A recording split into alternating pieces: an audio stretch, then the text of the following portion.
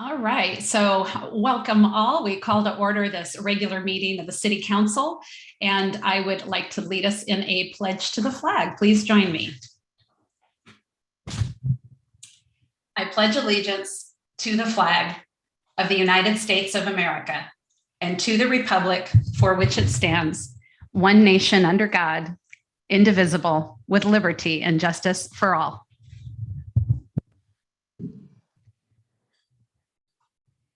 Thank you. Roll call, please.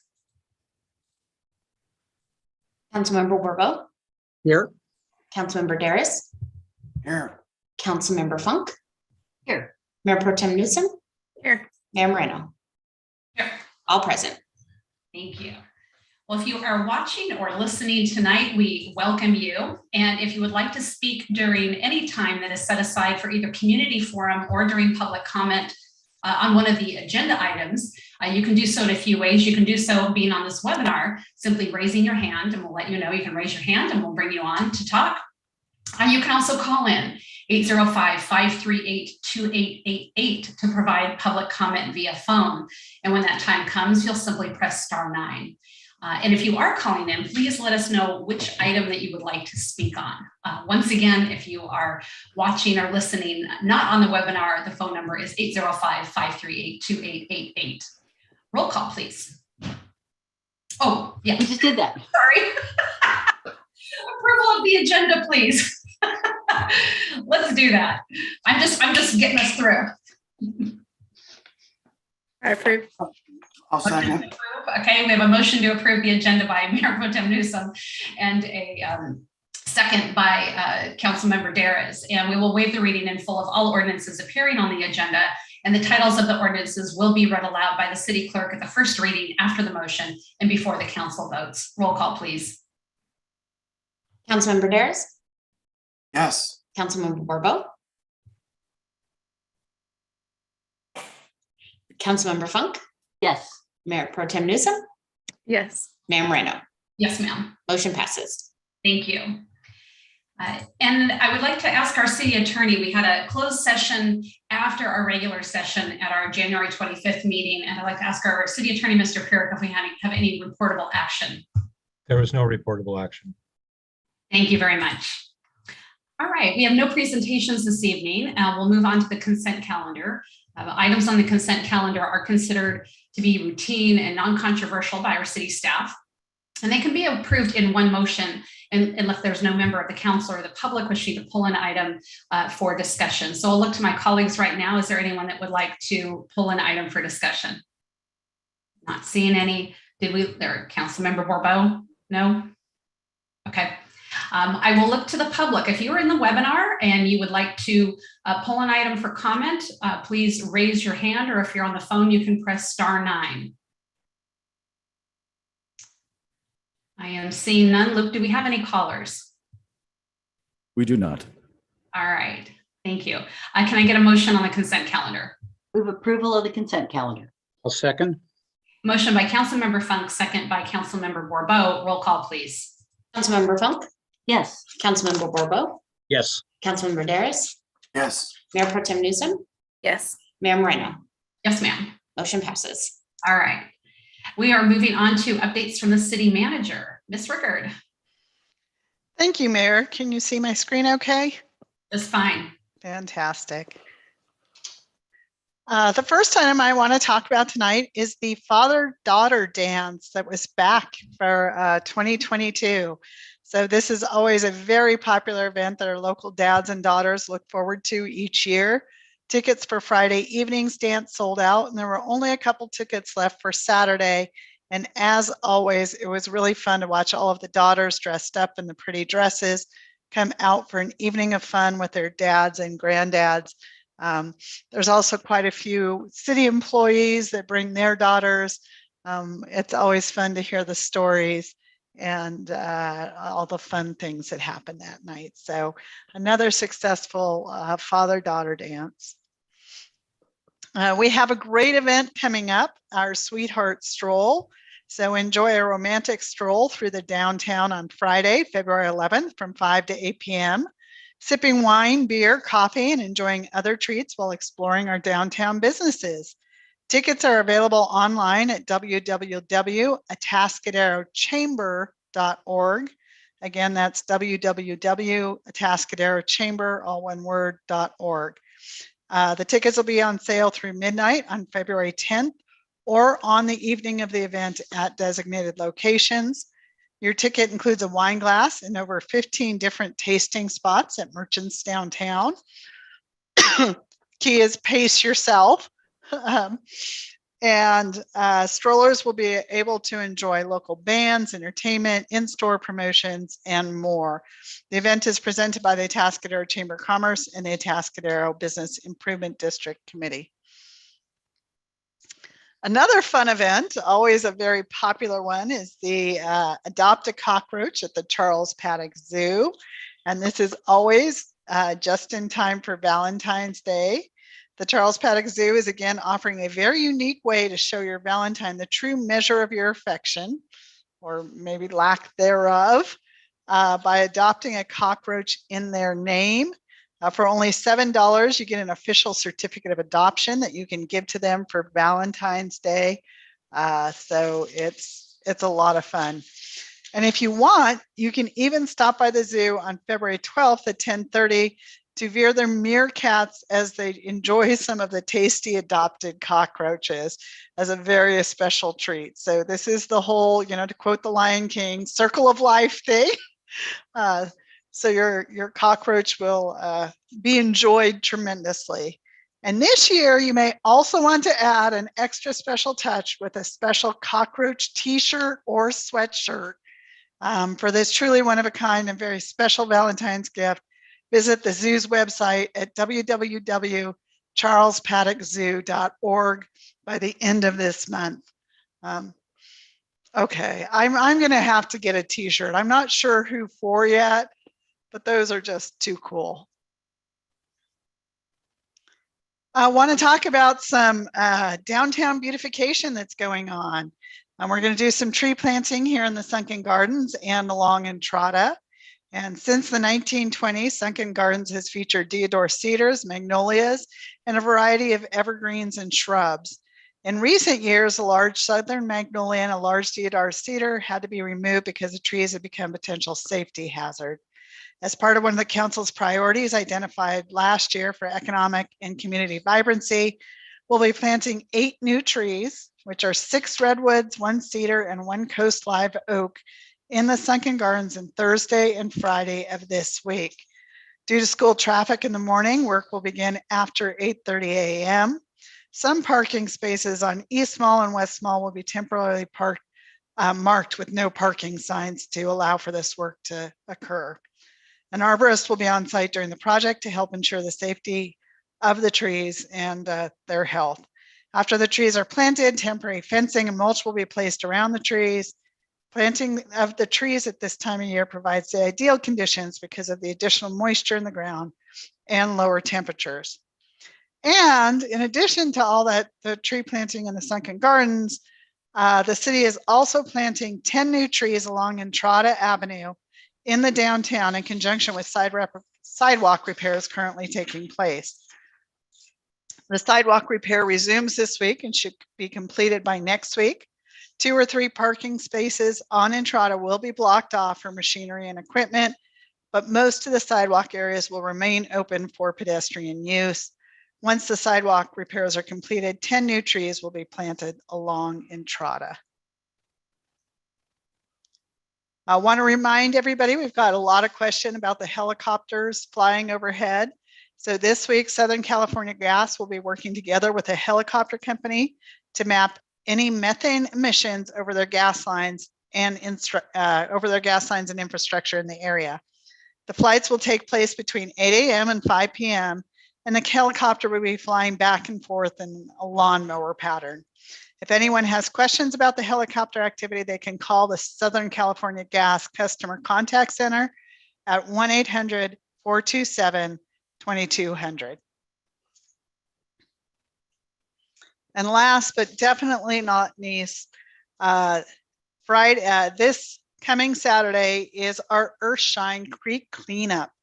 Earthshine is returning to Atascadero this coming Saturday, February 12th, from 10 a.m. to noon for another Atascadero Creek cleanup event. Atascadero volunteers are welcome and encouraged to come out and join in the effort on Saturday the 12th. Meet at the Sunken Gardens at 10 a.m. We had a great turnout last year. We're able to get rid of a lot of trash and debris that makes its way into the creek. They provide a lot of equipment and haul off all the trash and do all that. We do ask that volunteers wear appropriate clothing and shoes to be walking down in the creek and along the areas. There are, a lot of twigs and brush and potentially poison oak and other things.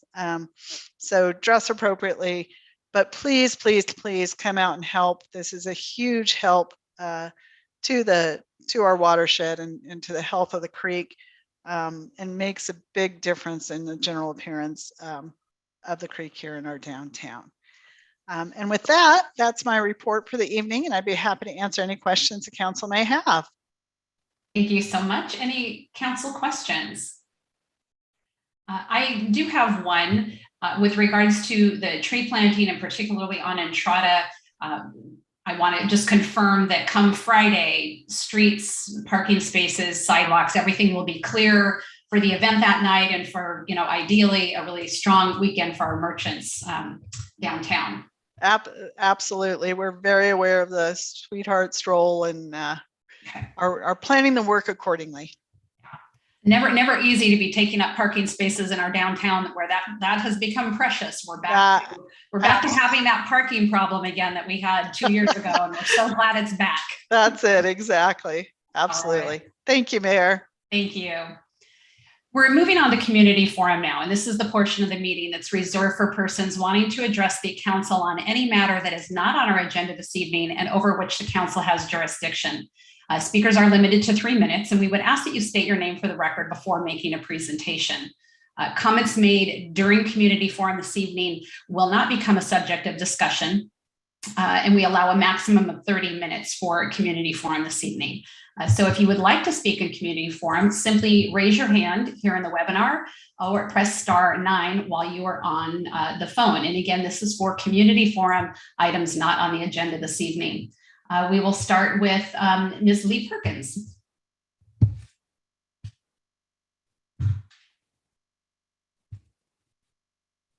Good evening, Mayor and City Council. Thank you, City of Atascadero, for 3 years of collaboration with the Atascadero Pickleball Club, who fundraised and partnered with the City of Atascadero.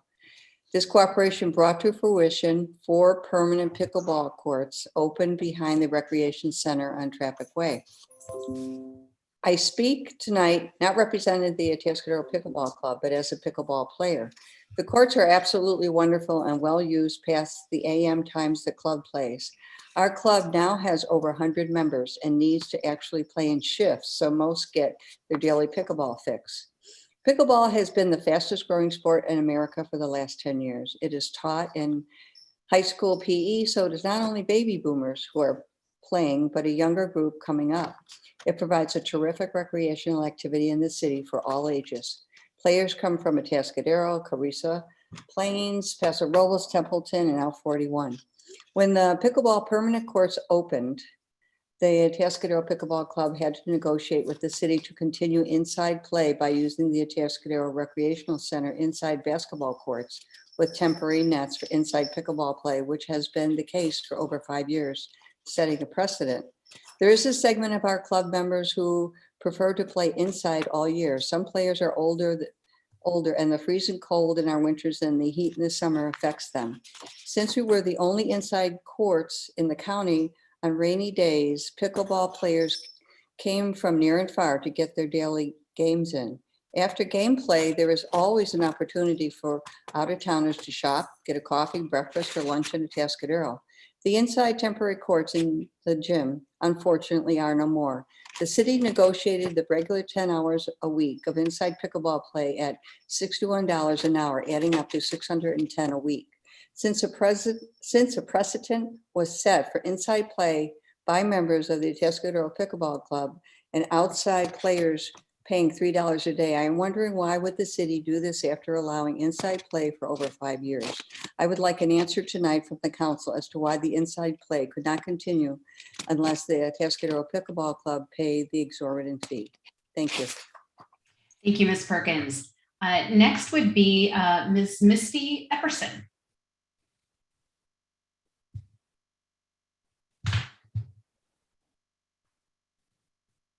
Hello from We Are the Care initiative. My name is Misty Epperson. As 2022 is now underway, we would like to start out by acknowledging and thanking Mayor Moreno for her engagement and support of childcare and early learning in the city of Atascadero. In January, We Are the Care partners Wendy Went of First 5 SLO County and Rochelle Belay of the Child Care Planning Council met with all 7 city mayors in SLO County for a conversation about our regional child care crisis and how local governments can play a role in solving it.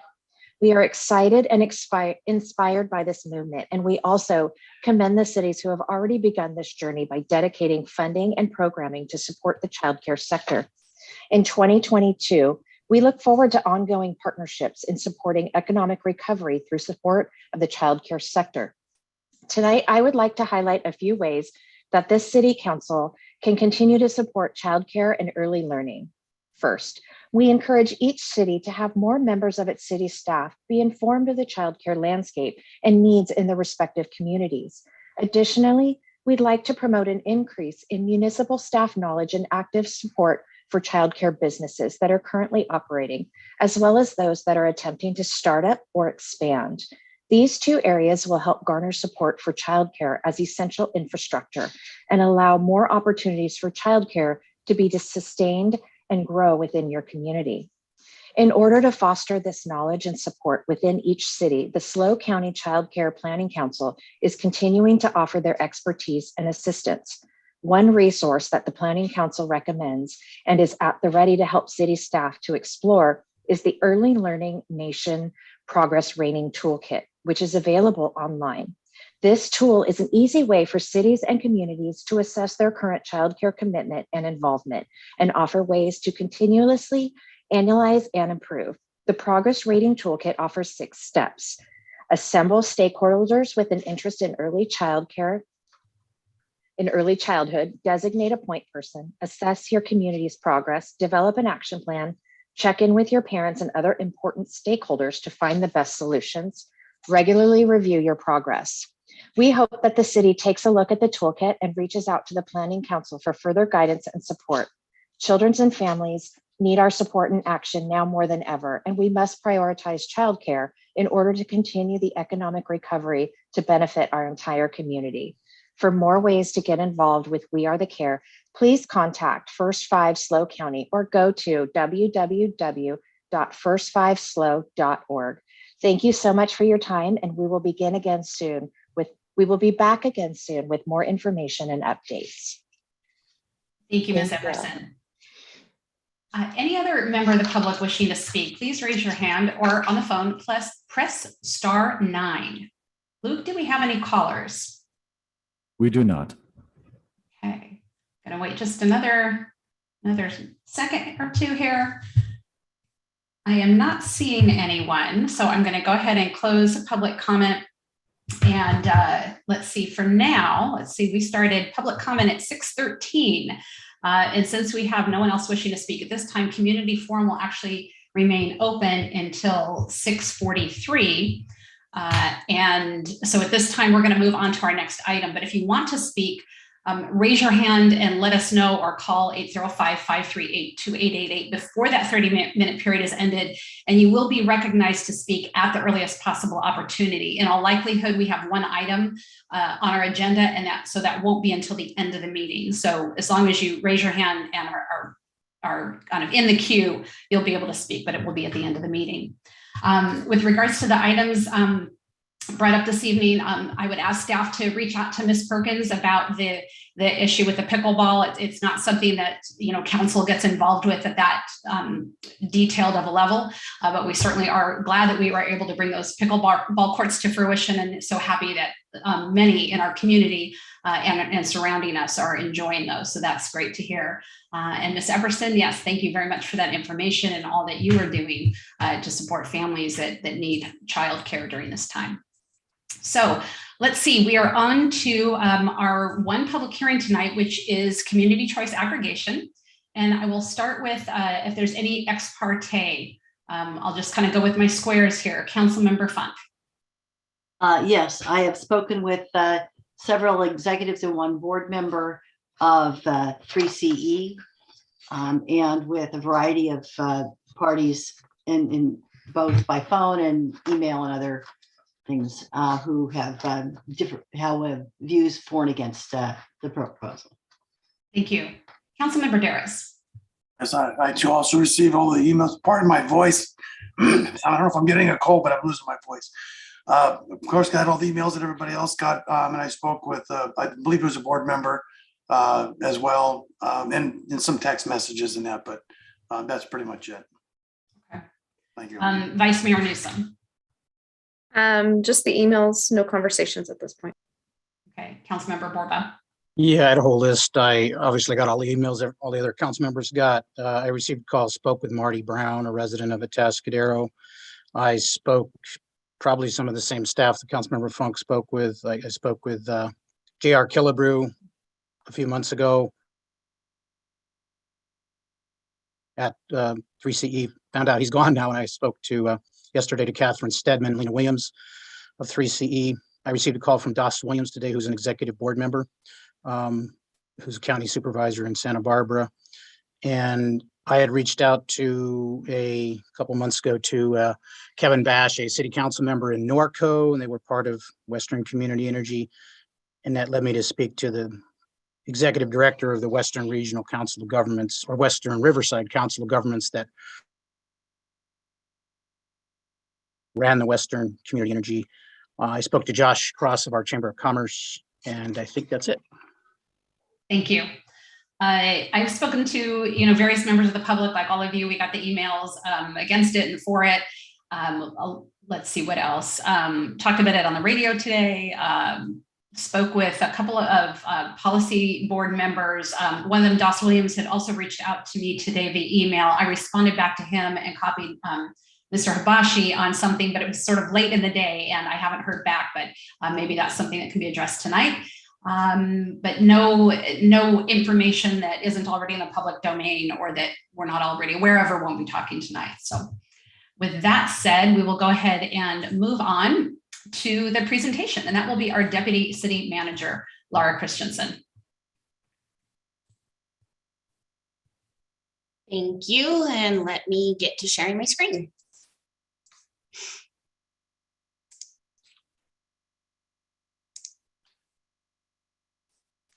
Okay, all right. Are you guys seeing that? PowerPoint? All right, perfect. So tonight we're going to talk about community choice aggregation, and let's see. I'm going to start a little different. I'm going to start with our recommendations. I think really just I've seen some of the emails that have come across, and I think there's been a lot of chat about whether or not this is the city council voting to give consumers choice. And really, as you can see from our recommendation, what we're really doing tonight is talking about whether or not the city is wanting to, in essence, become a part owner of an energy generation company. I mean, that is what 3CE is. 3CE is a separate entity that is created by local jurisdictions, so by cities and counties, creates this separate entity through a JPA. And then that separate entity, 3CE, then buys and sells power. So what we are going to discuss tonight is whether or not the city wants to join 3CE and become, in essence, part of that ownership, part of the ownership of 3CE in being this, electric generation company. So really what's before us tonight is to have the presentation, have public input, and then really just discuss whether or not we want to join. And then if that is what the council does want to do, then what we would need to do is introduce a draft ordinance authorizing the implementation of community choice aggregation here in the city. And then also we would need to adopt a draft resolution requesting basically our membership in 3CE's Joint Powers Authority. So just briefly, I know I went into it a lot in the report, but I just wanted to briefly go over community choice aggregation just for those listening. So community choice aggregation does exist across the nation, though not all 50 states are part of it. And in the state of California, AB 117 in 2002, the legislature gave the authority to cities and counties to go ahead and join together to do this, to basically buy and sell power. In order for jurisdictions, as I just kind of talked about, to do that, they'd either have to create a JPA or an enterprise fund. Once you create this separate entity, then that becomes a public nonprofit agency that can then go, that is then empowered to go out and buy and sell the power. Once they're operational, they're basically they should be fully funded by ratepayers. There shouldn't be any taxpayer dollars that need to go into that from the agencies. The way that communities are able to have the power, sorry, that was a bad pun, but that have the ability to go out and buy and sell this electricity is by the aggregation of the electrical load within their jurisdictions. So every time a jurisdiction comes online and joins to an existing JPA, or when jurisdictions create a JPA together, you aggregate all of that customer load, and then that gives you the buying power to go out there and negotiate for the purchase, and in a good instance, resale sometimes of that power that you've purchased. One of the points of community choice aggregation is to give jurisdictions the opportunity, or and then basically customers the opportunity to have clean energy, and then where there is extra at the end after all of the energy's been paid for, to put those additional reserves into local projects and programs that help to benefit clean energy. Investor-owned utilities. So in our jurisdiction, PG&E, and in some, in the South, 3CE now has some jurisdictions that their investor-owned utilities is Southern California Edison, but those don't go away. So you'll still see your bill, and anyone who's part of it still sees a bill from, so in our county, you still see a bill from PG&E. PG&E is still the one who delivers the power. So while 3CE goes out or CCA goes out and purchases the power, it is still run through the electrical grid. So PG&E is still responsible for maintaining the grid, delivering the power. So all of those safety shutoffs and unscheduled utility outages and those don't go away because you become a member of a CCA. Those things still exist, since the delivery of the power is still being done by the IOU, or in this instance, PG&E. There are 24 community choice aggregation programs in California. That accounts for about roughly 200 cities and counties. And it is the legislative model for community choice aggregation is an opt-out model, which basically means a customer is automatically enrolled, and then they have to actively choose to not be a member of the CCA program. Some community benefits that come along with community choice aggregation is the potential reduction in retail electrical rates. As community choice aggregation, when it was first being formed, and even with 3CE, a big push for it was that they could offer lower rates. So there's the potential for that. There's the potential that it's greener power resources. since, that's the model, is to go out there and be purchasing new and, cleaner renewable resources. It gives more local control over the electricity generation, right? Since it now becomes with a JPA, it now becomes the local communities and local entities who are basically the board for these companies that are out there purchasing. It expands consumer choice, right? Because now you have the option to either be a member of the community choice aggregation or to stay with the investor-owned utility.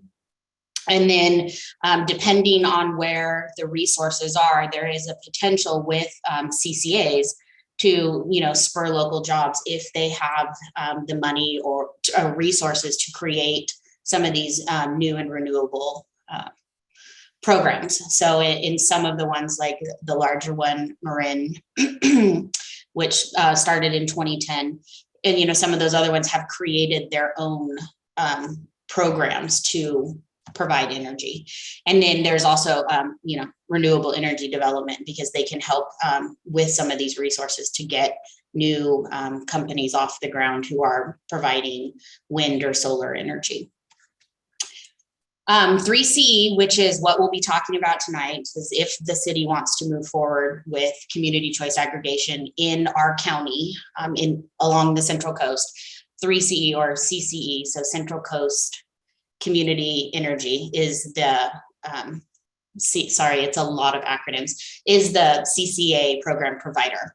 They were established in 2017, and several years ago they came, and at that time they were called Monterey Bay Community Power. They had a relatively recent name change just to better incorporate that there are the entire Central Coast, right? They now go from Santa Cruz all the way down to Santa Barbara County. So Monterey Bay didn't really encompass all of the jurisdictions that they serve. Commercial service began in March 2018. They were the first Tri-County program in California. And then the first San Luis Obispo jurisdictions joined in 2018 and went live in January 2020. And that was the city of San Luis Obispo and Morro Bay. Since then, they now have 33 jurisdiction memberships. They have 4 counties and 29 cities who are members. And Buellton will be the next one to go online for them. And then they have about a 93% customer participation across all of their jurisdictions, which accounts for about 94% of the energy load. And 3CE's goal, so the state has a goal of in 2045 to have 100% clean and renewable resources, and 3CE's goal is to have that 100% customer demand be done by 2030. So they're looking to have that 15 years ahead of state's requirement. A little bit more about 3CE, their financial health. I know there's been some discussion there were 2 CCAs, and Councilmember Borba mentioned this. There were 2 CCAs who have recently dissolved. Both of these came online in 2020. One was in Riverside County, and then one was the city of Baldwin Park. The one in Riverside County wound up actually having to declare bankruptcy, came online, like I said, during 2020, right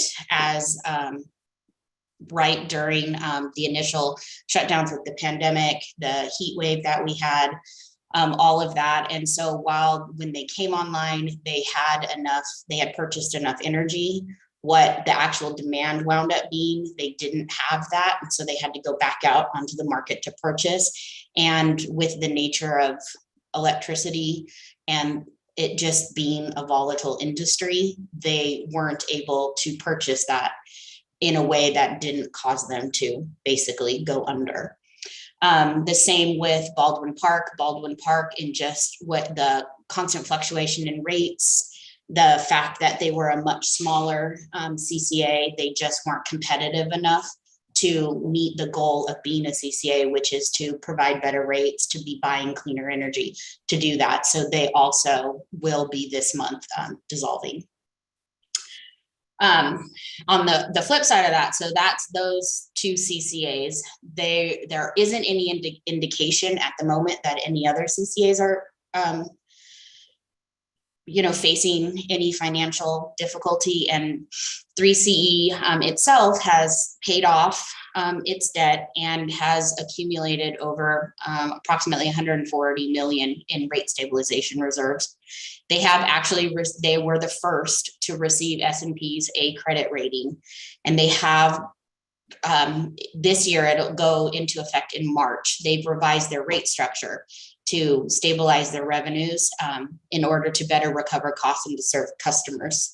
At the end of the 2021 fiscal year, where they had actually been expecting, upwards of 26 million in reserves, they wound up with a budget deficit. And while it wasn't to that level, I want to say it was about $500,000. It was to a deficit from what they had originally expected, because of the volatile nature of electricity and the constant rate changing that you see with PG&E, and because of that rate structure that they had where their rates were tied to PG&E. And speaking of rates, why don't we just talk about them a little bit? So there are two service offerings. This is the same with PG&E. PG&E also has two service offerings. Basically, you have your choice and your prime. Your prime is 100% renewable. PG&E does also have the equivalent of a prime of being 100% renewable, 50% wind, 50% solar. It does come at an additional cost, same in this instance. Whereas the choice with the 34% renewable is pretty, well, at least in the 2020 comparison, and I'll show you guys that slide in a little while. It was pretty comparable in 2020 between the renewable rates that PG&E were offering and the renewable rates where the electricity was coming from with 3CE. 3CE has reported that year over year, their rates have been competitive with PG&E, so they haven't ever provided rates that are above PG&E's. And as I just mentioned a second ago, the initial rates were based on a cost savings model. So what was happening was, when they first started, a lot of, I think the appeal was that people were looking at perhaps getting up to 2 to 6% rebate, right? So getting rates at a 2 to 6% less than what they were paying with PG&E.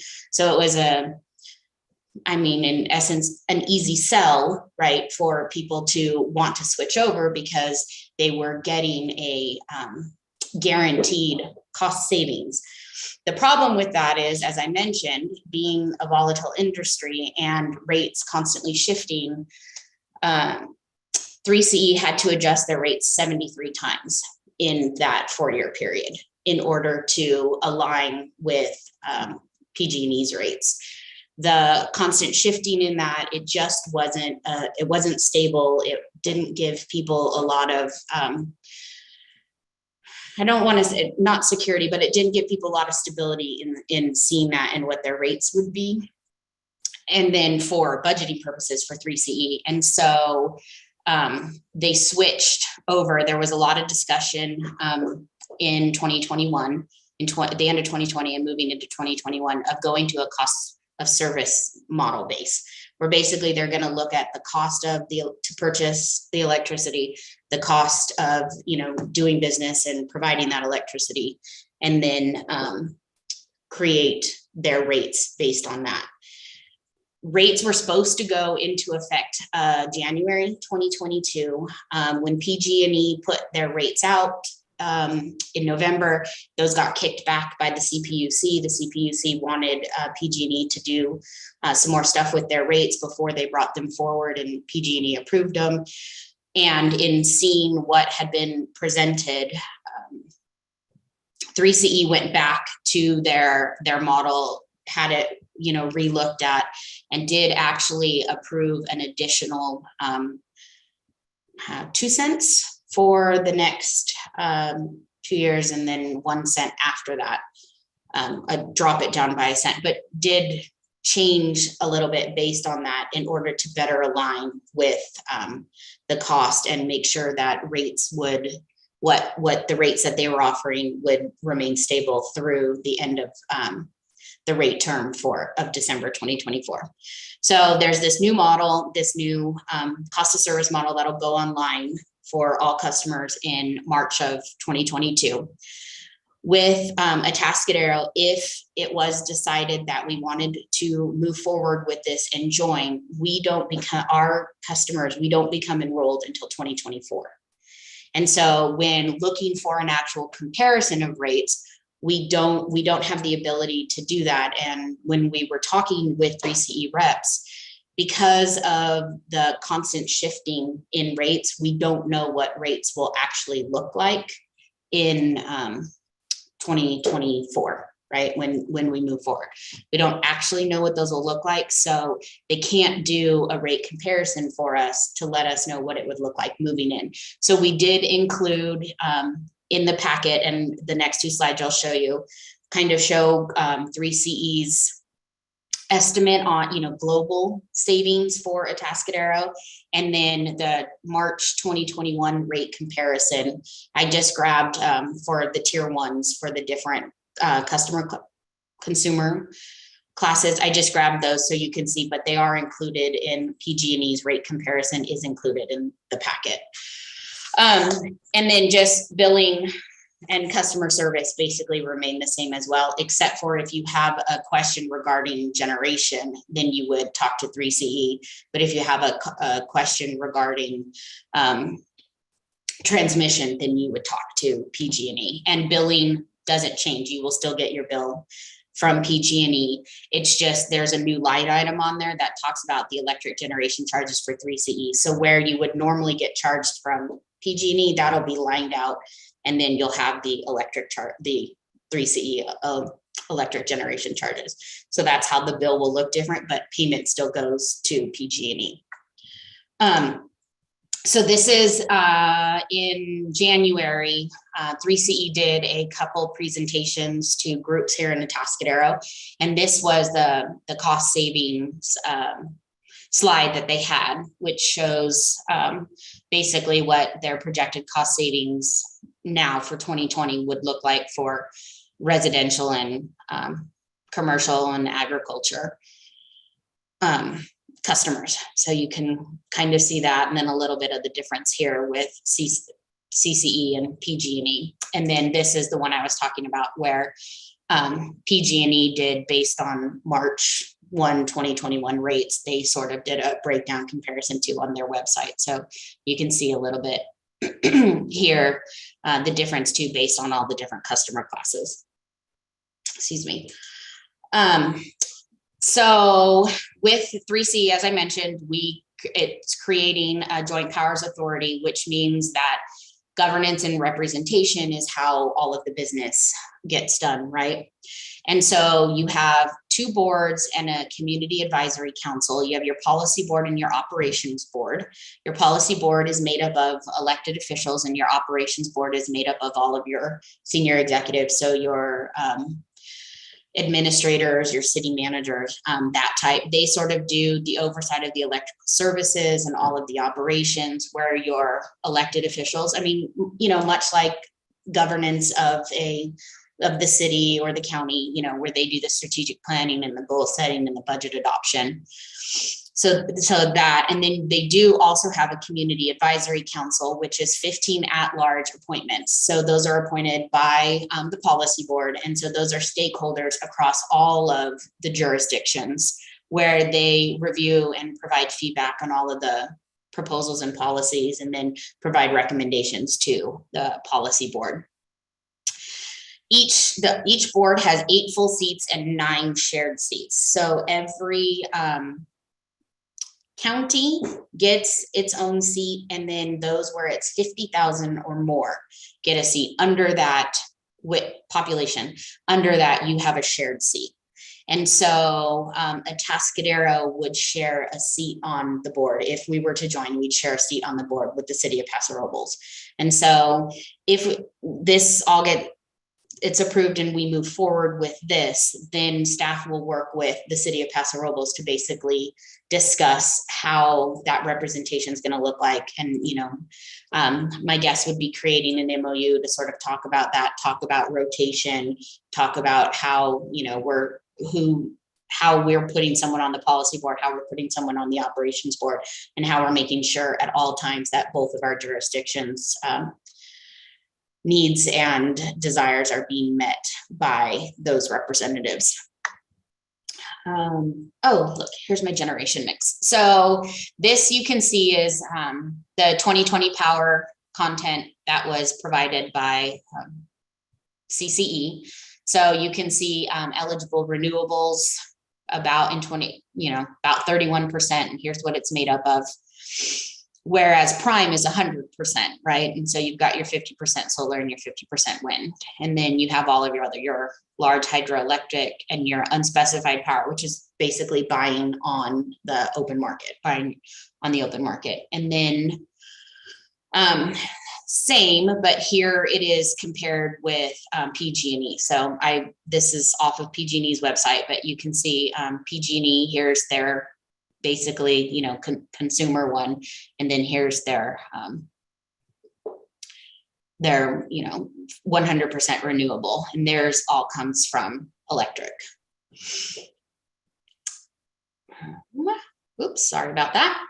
As I had mentioned earlier, one of the benefits of CCAs is the ability to take extra revenues or money that some set aside money once all bills are paid to put into energy programs and benefits for the local jurisdictions. For fiscal year 2021, CCE has committed to reinvesting 4% of their gross revenue into energy programs, and then they've allocated an additional 2% to go for services for member agencies. So that could be large or small electric vehicle purchases, that type of stuff. Programs for getting electric charging stations for cities, those types of things. This year, they will have 11 energy programs coming online. Some are already online, some are proposed to come online, and customers become eligible for those in the October statement following enrollment. So if we were to enroll, if we were to have been enrolled in January 2022, this coming October, then customers would be eligible to take part of whatever programs are out there and available.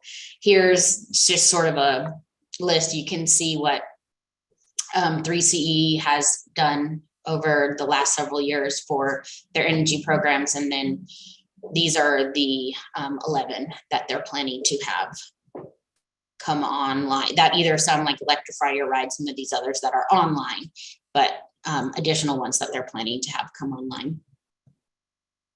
And I keep talking about the Joint Powers Agreement, which I know we're all familiar with because we have lots of those with, organizations like the IWMA. I mean, that's what created the IWMA and that type of stuff. But the Joint Powers Agreement, the purpose of doing the Joint Powers Agreement is to create, this separate entity that has the authority basically to go out and manage energy and energy efficiency and conservation and basically create and put out these energy related programs.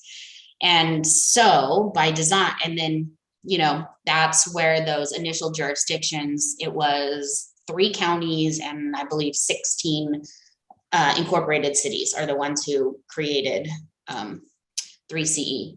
And then the created 3C with the JPA. And then by design, a JPA, isolates the member jurisdiction's finances from the liabilities of that agency. So if 3CE were to go bankrupt or, those types of things, they aren't able to come after each jurisdiction individually for that. They have to get all of that is in this separate entity. There are, though, potential financial risks to a member with joining a JPA of this sort, where they're out there aggregating the energy and then using those aggregated customer loads to then go and purchase the power, right? So they're depending on all of this power needs to then go out and negotiate these large, I mean, billion-dollar contracts, right? That could be 10 years, could be longer than that. So they're looking at the energy load that they need to provide for to then go out and negotiate these contracts. And so there's three potential areas, right? So if 3CE were to have financial difficulties and the city was still obligated to remain a member, right? Because there's potential liability for the city if we were to leave once we are part of it. Or, and then that liability in and of itself, right? The liability of us pulling out and then whatever losses for the resale of that contracted power, there's the potential that the city would need to, figure out how to make up that difference. And then, there is a section we'll talk about in the JPA where it does talk about financial contribution or a pledge of assets to remain a member. And I'll talk a little bit more. We did discuss that a little bit further with 3CE today. So that's this section right here. 3.7 establishes some special voting requirements. And one of those is that there needs to be 75% board approval and approval of the party's governing board to impose an obligation to make contributions or pledge assets as a condition of continued participation in the CCA program. We talked with 3C a little bit, and I know there's representatives of 3CE who are here tonight too, who can go into this even more or answer more questions from council. But when we talked about them, really, while this is more, I think, legacy language, there is still, while it's very unlikely, there is still a potential that if there were, a financial issue that 3C was getting into, that they could require, members to help to kind of offset that temporarily, or to provide funds, to go out to make the agency more competitive out there, for bidding, or to have enough money to, acquire what needs to be acquired. And so what this is saying is that it would require approval of 75% of the board on top of approval of the party's governing board. And what 3C basically said is, they're not looking to have, this isn't meant to basically put an imposition on it. It's basically to say, we may need your help. And if you're willing to help us, then, what is that going to look like? And so then, the governing board, so in essence, the city council would decide whether or not they wanted to, help financially or make assurances. And then if the city council voted to do that, then take that to the board and say, okay, we're willing to help at this level. Does the board want to accept that help? And then if 75% of the board would say yes, then that's what they would do. So while there's sort of this language about condition of continued participation, if this board was to, implement this and make this obligation, and city council were to say, no, we're not interested in making that, or we don't have the ability to give that financial contribution or to make that whatever assurances you're looking for, we can't pledge those assets, then they've in essence said, we're not looking to kick anyone out. This is really just what can people do to help us if we were ever into that situation to need help. And then there's also Article 6, which I think is the most important, right? Because if we join, how can we ever get out if we needed to? And so Article 6 talks about withdrawal. And basically we have the right to withdraw, right? So that pretty much gives us the right at any time, as long as we give 6 months advance notice, right? So we give 6 months advance notice, letting them know where our board, our city council has voted to withdraw. We give them 6 months notice and then we can withdraw. The problem with that is, as I mentioned before, there are issues with the aggregation and going out and purchasing based on our customer load.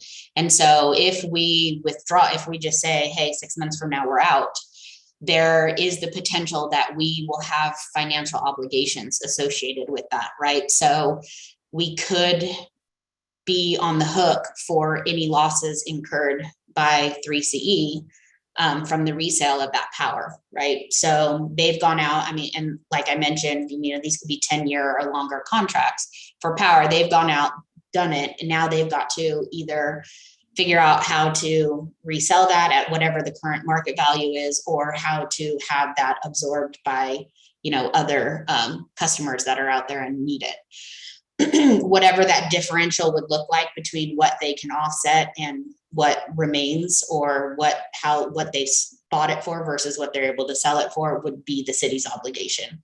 And then they would basically tell us what they've estimated that as, and look to us to cover that. I think in the actual membership here, it talks about potentially putting a deposit down. And then we do also have the obligation of there being no cost, it being a smooth withdrawal, if that was what we wanted to do, where they would give us an estimate of how long it would take to utilize that power or sell off that power, and to make that, be a no cost to the remaining ratepayers. And then, so let's say it's 20 years, let's say it's 5 years, 10 years, whatever it might be. Then at that 10-year mark, then we could withdraw at no cost to us, and no longer any obligation for the cost of that previously purchased energy. I kind of showed it really quick, but anyway, here's the language in the JPA about the refund, and that, basically, where is it? It's here, losses from the resale of power contracted for by the authority to serve the party's load. So that's what one of the things we could potentially remain liable for. I think another big thing for people to understand is, as I had mentioned earlier, by legislative design, this is customer opt-out. So it's not whether or not someone wants to join, it's whether a consumer wants to receive their energy from 3C. It's not whether or not they want to receive it, it's whether or not they don't want to receive it. So they become automatically enrolled in it. They have to take the option to opt out. They have, there's no cost to opt out during the enrollment period. And so that's 60 days prior to being enrolled and 60 days post enrollment. So assuming Atascadero did this, that would be sometime in January 2024. So beginning in November, there will be notices that are sent out. So there'll be a notice sent out in November, 60 days prior to enrollment. There'll be a notice sent out in December, 30 days prior. Then there will be one that's sent out following enrollment, and then one more after that, within that 60 days. So you have about a 120-day window to opt out at no cost. You can still opt out, a consumer can still opt out at any time. If they just opt out after that, after the 60 days past enrollment date, then there's an administrative fee, and then there's the potential of higher costs when joining into PG&E based on how much notice. So if you just opt out right away and you haven't given PG&E any notice, you just immediately want back into PG&E, you get put into a different level of service, which could or couldn't be higher until they can move you into the bundled rates, which then puts you the same rates as all of your other, everybody else in your consumer class.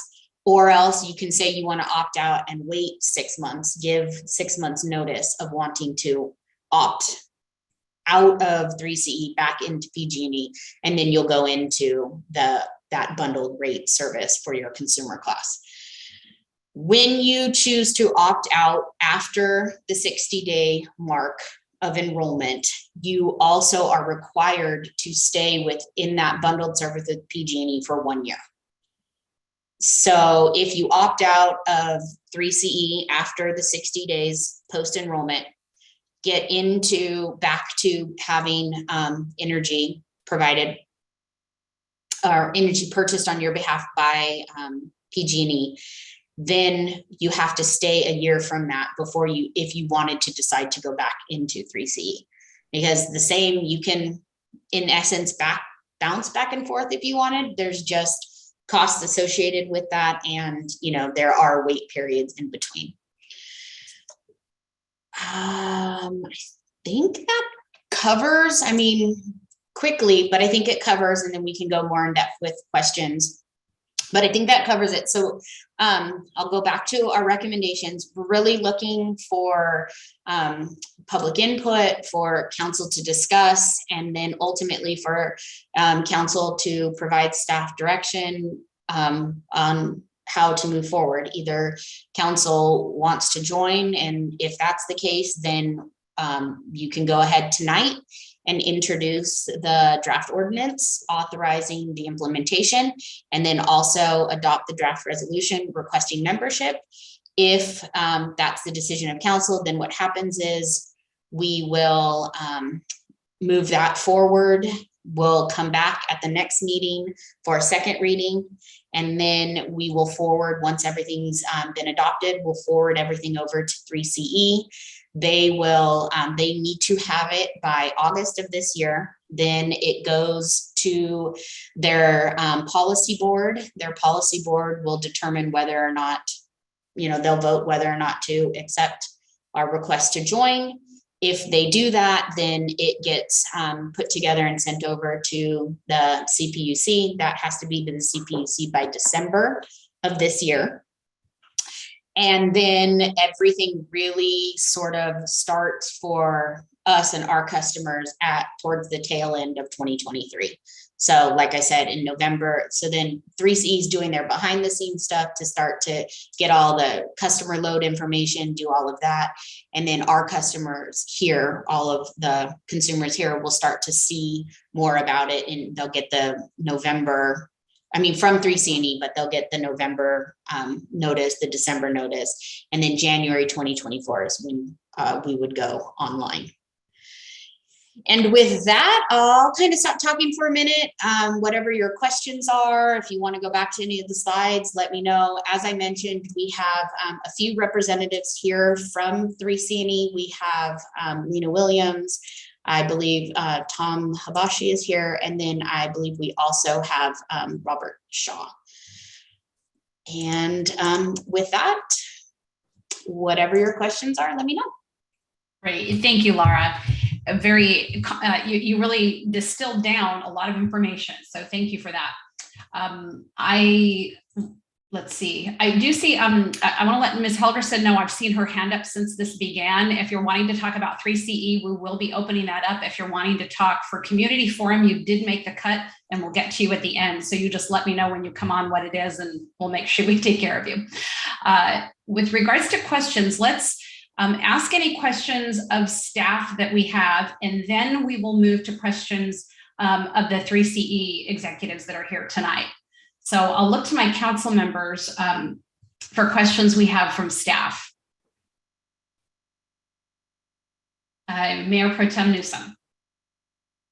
I've received a couple of requests wanting to know if this is something that can be put on the ballot, or is this something that council needs to make the decision on? That is a good question, and I'm hoping maybe Mr. Perrick can help me with that one. I'm not 100% sure on how all of that would work ballot wise. Thank you. Yeah, I'm sorry, what was the question again? If this is a council decision, or if it's something that can go on to ballot as a voters. I'm pretty sure it's a council decision, but I'd have to do research as to whether the voters could do it as an initiative or not. So that's my best answer right now. Okay, thank you. Other council questions of staff to start off with? Councilmember Borba. Okay, I didn't raise my hand. I just got ready to Well, you do this, and you're a little bit lagged, you know, in your thing. So you do this, right. You take yourself off mute. So I'm figuring you're about to. So Okay. Good guess. Thank you, Mayor. Laura, a couple of questions for you. Some just clarification. There are, CCCE covers 5 counties, right? Santa Cruz, San Benito, Monterey, San Luis Obispo, and Santa Barbara. And of course, our county as a whole, in other words, the Board of Supervisors has not elected to participate. But if I understand it correctly, in all of those other counties, every city participates primarily in CCCE, but a couple like King City has their own, Lompoc is their own, is and always has been their own utility for many decades. But every city north of Santa Barbara participates in a CCA, is that correct? Yes, I believe so. Yeah, when I look at the list. And so we're the only city in this 5-county area north of Santa Barbara that doesn't participate currently. Yes.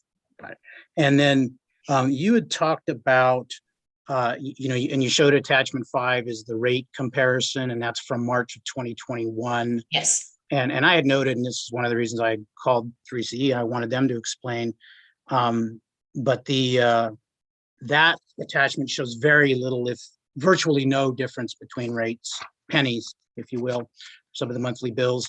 But the chart of potential savings that was in the presentation made to the Chamber of Commerce, so it showed some rather substantial savings, up to 8% and over $1 million for the entire community. You mentioned that that's one you have on the screen was based in March 2021. Yes. But that in March 2022, when the 3CE rates go into effect and PG&E presumably gets the rate increase. And I opened my utility bill just this week, and it usually has these little flyers in here nobody ever reads from PG&E, and this one says right here that they're asking for an 18.1% increase in generation rates. And so, is it correct that nobody knows exactly what the rates will be in January of 2024, which is when we would become customers, right? But that based on this PG&E rate increase, that's where those substantial savings from 3CE would come into play. Those savings there on that slide that you show there. Yeah, that's based on their proposed 2020 rates. Right. So that's where we as a community would see savings in the neighborhood of $1 million if we were on board right now, I would guess. Right. If we were on board right now, this is their projection for what it would look like. In 2024, we don't know because we have no idea what PG&E rates will look like in 2024. Sure. I would note that, as you open these things, they're really boring to read, but you look for the rate increase ones, we seem to get multiple of these per year from Yes. PG&E for, this is what's called a general rate increase versus, they get rate increases for other reasons as well. In your research, I could tell you the staff report was very thorough. But did you reach out to other cities, particularly in SLO County, like San Luis Obispo, who's been on this for a couple years now, and Paso Robles, who's been on it about a year now? You reached out to them? And, yeah, we did. Mm-hmm. Okay. And did either of those cities describe any problems with either the transition or with any concerns? So the majority of problems, I think that that I heard from Paso was just not being enough customer outreach, and that, just getting the mailers, it was just not enough for people to really understand that there was going to be this automatic, that, they were going to be automatically enrolled, and that all of a sudden it would become 3CE. So just having the four mailers was not really enough, and that there wasn't, enough outreach to not just commercial, but to residential themselves, to help them to understand more of what this really meant, what this could potentially look like. When we talked to 3CE, they said, for people who are interested, when we get into this enrollment period, that you could actually call, or you could use their website to do they'll have a rate comparison tool, or you could call one of their customer services reps, and one of their customer services reps could do an actual comparison based on your current bill and, what rates are for 3CE, and really give you a real world right in the minute comparison.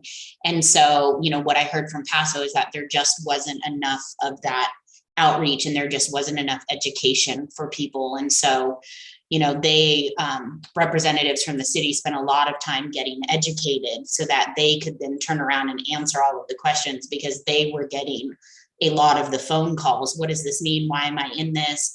I don't understand. Why am I a part of this now? I don't want to be a part of this.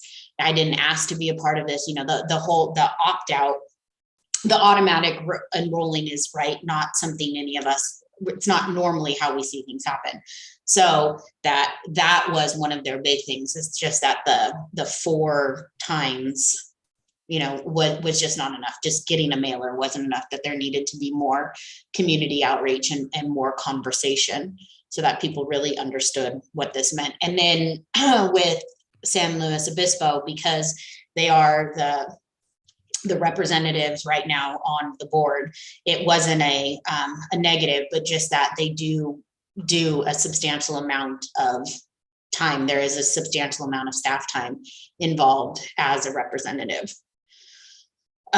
you know, in doing the research and, you know, reading the reports and really, you know, getting enough information and being, you know, educated enough to then go into a board meeting and, you know, make a good decision, an informed decision. And so they did say that there is quite a lot of staff time involved. I think it was over 10 hours a month is something of staff time involved just to that. And it averaged out to about 10 hours a month of staff time in doing that. And I think those were the 2 biggest. And that was things for that them we were, having the board seat, you mean? Yeah, because they are the board seat members. They represent San Luis Obispo, Morro Bay, and Paso Robles.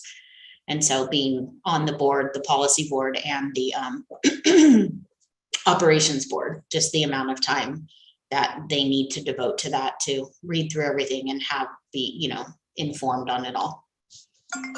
Right. And I think you mentioned this, but the 3CE has an S&P A rating. They're the only CCA to achieve that, if I understand correctly. Is that right? I don't know if they're the only ones at this point, but they were the first. Okay. They were the first to achieve it. Gotcha. Okay. All righty. Well, I might have some questions for them, but thank you. Mm-hmm. Councilmember Funk. Thank you, Madam Mayor. I have some questions for the applicant, for the 3CE representatives, but I also have some questions now for staff. You were just mentioning the credit rating, that 3CE has an A rating from Standard & Poor's. Do we happen to know what the credit rating is for PG&E, just for comparison? I do not. Although Last I checked, they were in junk bond status, so I don't know if they still are. I Googled that a bit ago, and they were BB on some of their bonds. So BB is an improvement from BBB minus, where some of them were. So, they're out of bankruptcy, so they're better off. yeah, but they're still, in terms of the relative financial strength, that's a higher credit. The A rating represents a stronger financial position for 3CE. Okay, so the city in joining this JPA, now the city becomes a member agency, but the city is also a customer, right? yes. So if we look at the city as a customer, if PG&E offered a better rate than 3CE for some portion of the city's business, let's say they have a really great deal on wastewater treatment plants, and that would be a better deal for Atascadero, would the city be able to choose to opt in or to opt out of this and go with PG&E if that was a better deal? Yeah, the same as a consumer. I mean, the city does have, and I know that some of the other jurisdictions have had to, for some of their accounts, have had to opt out because of some things that they are doing. So they have had to opt out. Sure. And can the city split that so that we could have portions of our accounts be with 3C&E where those were more, where that was a better savings, in aspects of the city's service that were separate or metered separately, be something that stayed with PG&E? That I have to look into on how much, we can segregate our accounts to do that. But again, we also have to look at, there is the required 6-month notice to, PG&E in order to get into that, that customer rate class, and then being in it with, a year, needing to be in that rate class within a year. So there are, some other ones, some additional things to think about it rather than just the rate at that exact moment. What could rate potentially look like 6 months down the line. So there is more. And so that is something that I am looking into as to whether we can segregate our accounts in order to, and, maybe one of the reps can answer that. Okay. And last I looked at this, and it may have changed, my understanding was that the city's total bill for PG&E across its various accounts was something in the range of $600,000 a year. Is that roughly in the ballpark? Yeah, probably about right with all of our facilities and the wastewater treatment plant. Yeah. Yeah. So if about half of that is probably transmission costs, and about half of that would be power cost, if it's similar to what we see sort of statewide. So if the city could get a better rate on some or all of maybe $300,000 a year worth of electrical power, would those savings help offset some of the costs that the city incurs in processing paper and participating in the JPA?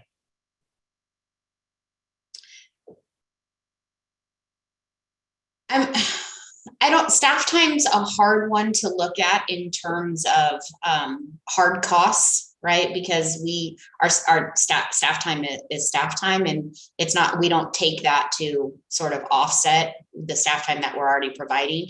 It just means that, staff instead is juggling that along with other, priorities. And so I think that's more than actually offsetting. They're really soft costs, not hard costs. Whereas I think if, you could, that there's the potential that it's $6,000 to, for the administrative fee to join, right? And so then you could, maybe look at that as a hard cost and say, well, if the city's going to save, some amount of money, then you can see that that's offset, because while it costs us $6,000, to be able to join, we were able to offset. So I think staff time is a little bit harder as a soft cost, because, staff time is not unlimited, and we don't change out those costs. We can't bill it. I guess, what I'm trying to say is we can't bill it we're not billing it to that. So, we're just splitting the difference in staff time for that, and other projects. Sure, but presumably there are some savings that accrue to the city that would be beneficial, in addition to some costs that accrue to the city that that we have to make room for. In terms of the staff time, I know San Luis Obispo, for that city, this was a strategic issue of great initiative of considerable interest for them, and something in which that they wanted to devote time and priority to. But would it be fair to say that the amount of staff time and council member time, could go up or down depending on the extent to which, it won't go away altogether, but you would have more or less if a staff member took a leadership role, or if the city wanted the staff to be really involved in proactively in the policies, as opposed to just being a regular member. I might ask Rochelle to chime in on that. That wasn't the impression I got.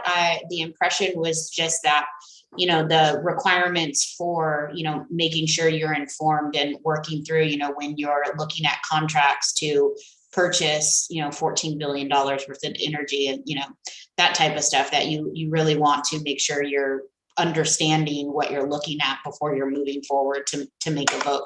So it sounded more to me like it was more, education and information, and less, being really involved in pushing policy. But I haven't had a lot of the conversations. I was only part of one of the conversations. So if I've, misunderstood or there was more to that, then, perhaps Rochelle could chime in a little bit, but I really got the impression that it really was just the time to be a, informed and a participatory member. And that is, in general, if you are on the boards, you are going to spend more of your time in those board meetings. However, even if you're not a voting director, as a city, because we are a part of this JPA, it's incumbent on us to understand what they're talking about and to let our voting members know where we stand if we have any issues on that, and to find out what happened at the board meeting. So being a part of any JPA does take some staff time. I think maybe in the 5-hour range, if we're not very active, in the 10-hour range per month, if we are very active, is about what you want to do, but it will certainly vary from jurisdiction to jurisdiction. And for what's going on in the organizations, take IWMA, for instance, we didn't have a ton of staff time at all until the last year and a half, where we've put in a lot of staff time. So I assume that this will be very similar. Right, and that will presumably be the same for council members as well. I mean, they're in most of the roles that you see listed at the back of the thing. We don't have of our agenda. Most of those roles don't take large amounts of staff time, and then there are certain ones that Councilmember Borba had something like 30 meetings with IWMA last year because he stepped up as chair and because lots of things were going on. And I'm carrying a fairly heavy load now because of chairing the HSOC committee. Yeah. But one doesn't have to accept those leadership positions, and there are ways to manage that load. Absolutely. If you don't take that on. Okay, and then last, as in our discussions as council a week and a half ago, we looked at economic development strategies that the city might take, and a number of those of ways to help our local businesses with potentially modest amounts of savings to encouraging activity.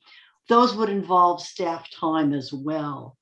Do we have any, and giving members, so do we have any sense of whether this is in the same kind of ballpark of staff time to do something ourselves with regard to, helping businesses versus participating in this other thing that might be able to generate all of the businesses in our community the opportunity to choose whether or not this was a savings for them and get those savings.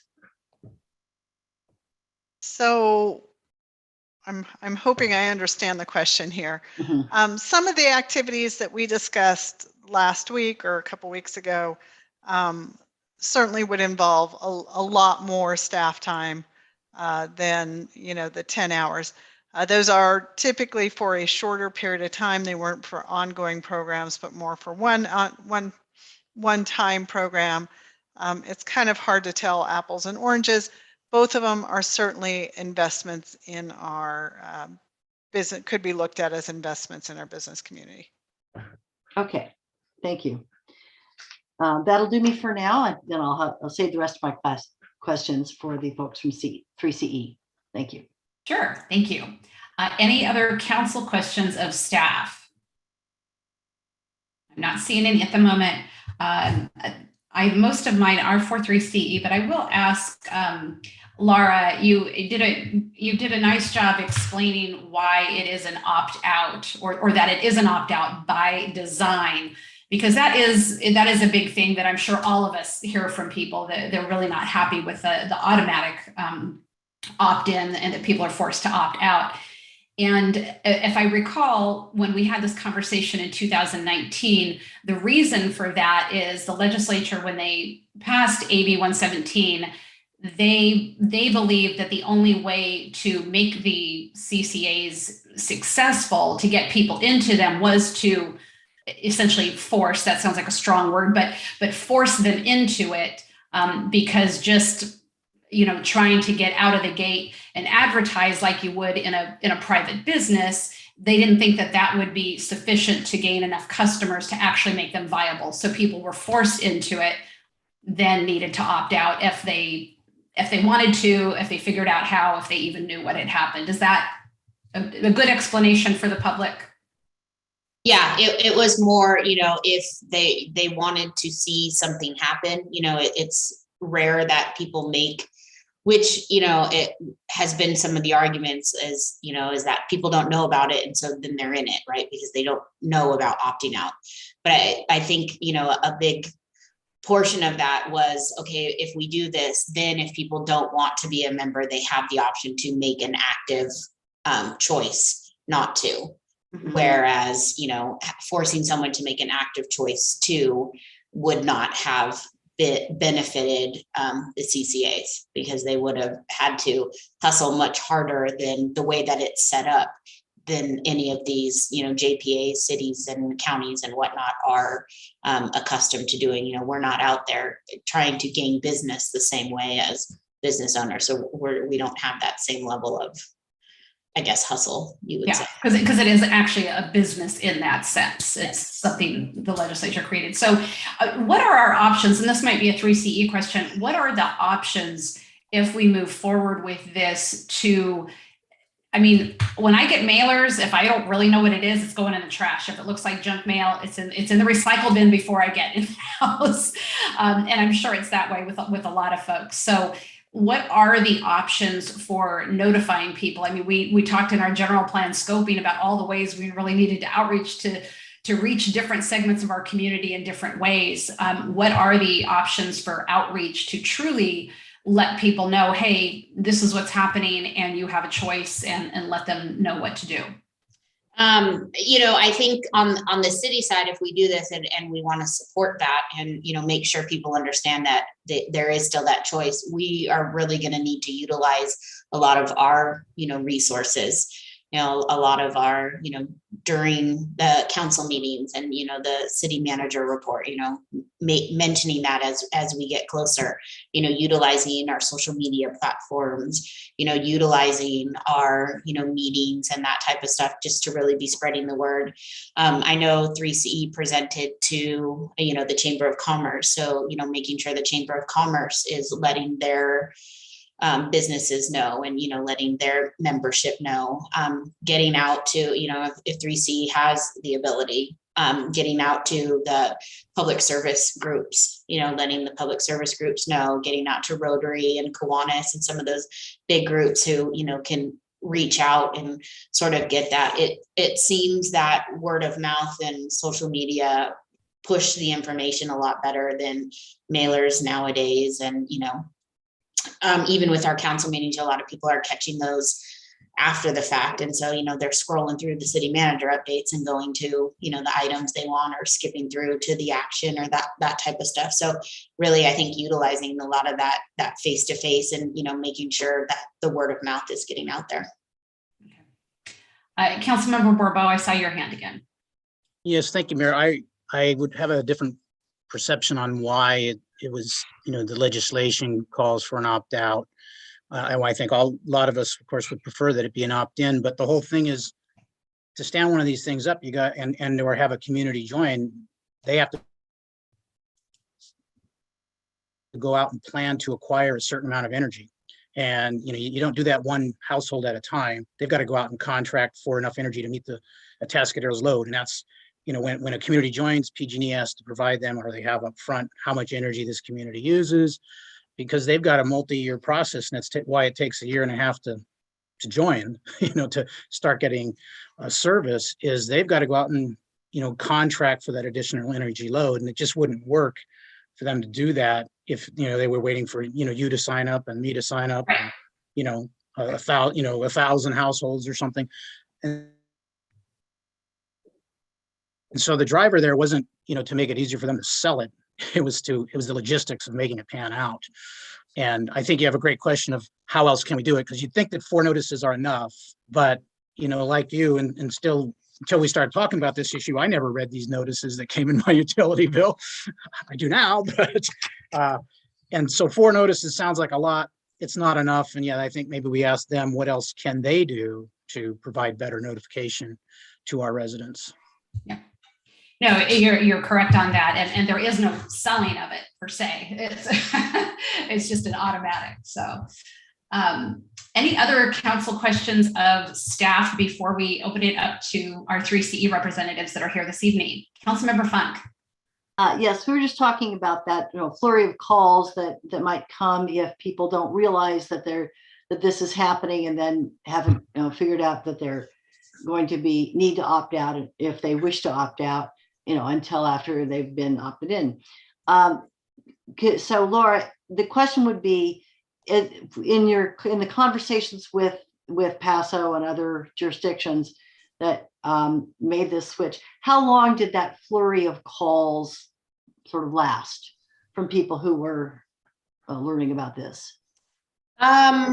For maybe the first 6 months or so, I want to say it was, as people were starting to notice it in their bills. It wasn't right away, not like Councilman Borba said, not everybody is constantly looking through, right? You're looking at the bottom line, what's my bill? And then, they happen to notice something in there that, well, what is this line item, or this looks new, or this is different.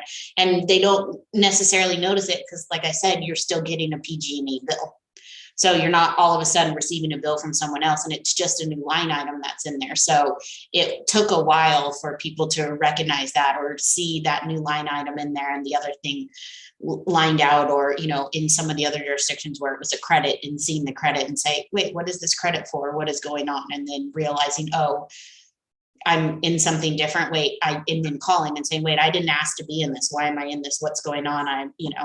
Fill me in. I don't understand. Or, why didn't I know about this? Or, why didn't someone tell me? So, with that, and it is really hard because no one has the resources to go door to door and business to business. And so you utilize, what you can. And I think a lot of people now, after the fact had said, I wish there had been more outreach leading up to it so that people had felt like they were being, the information was being pushed out more than just some of the mailers.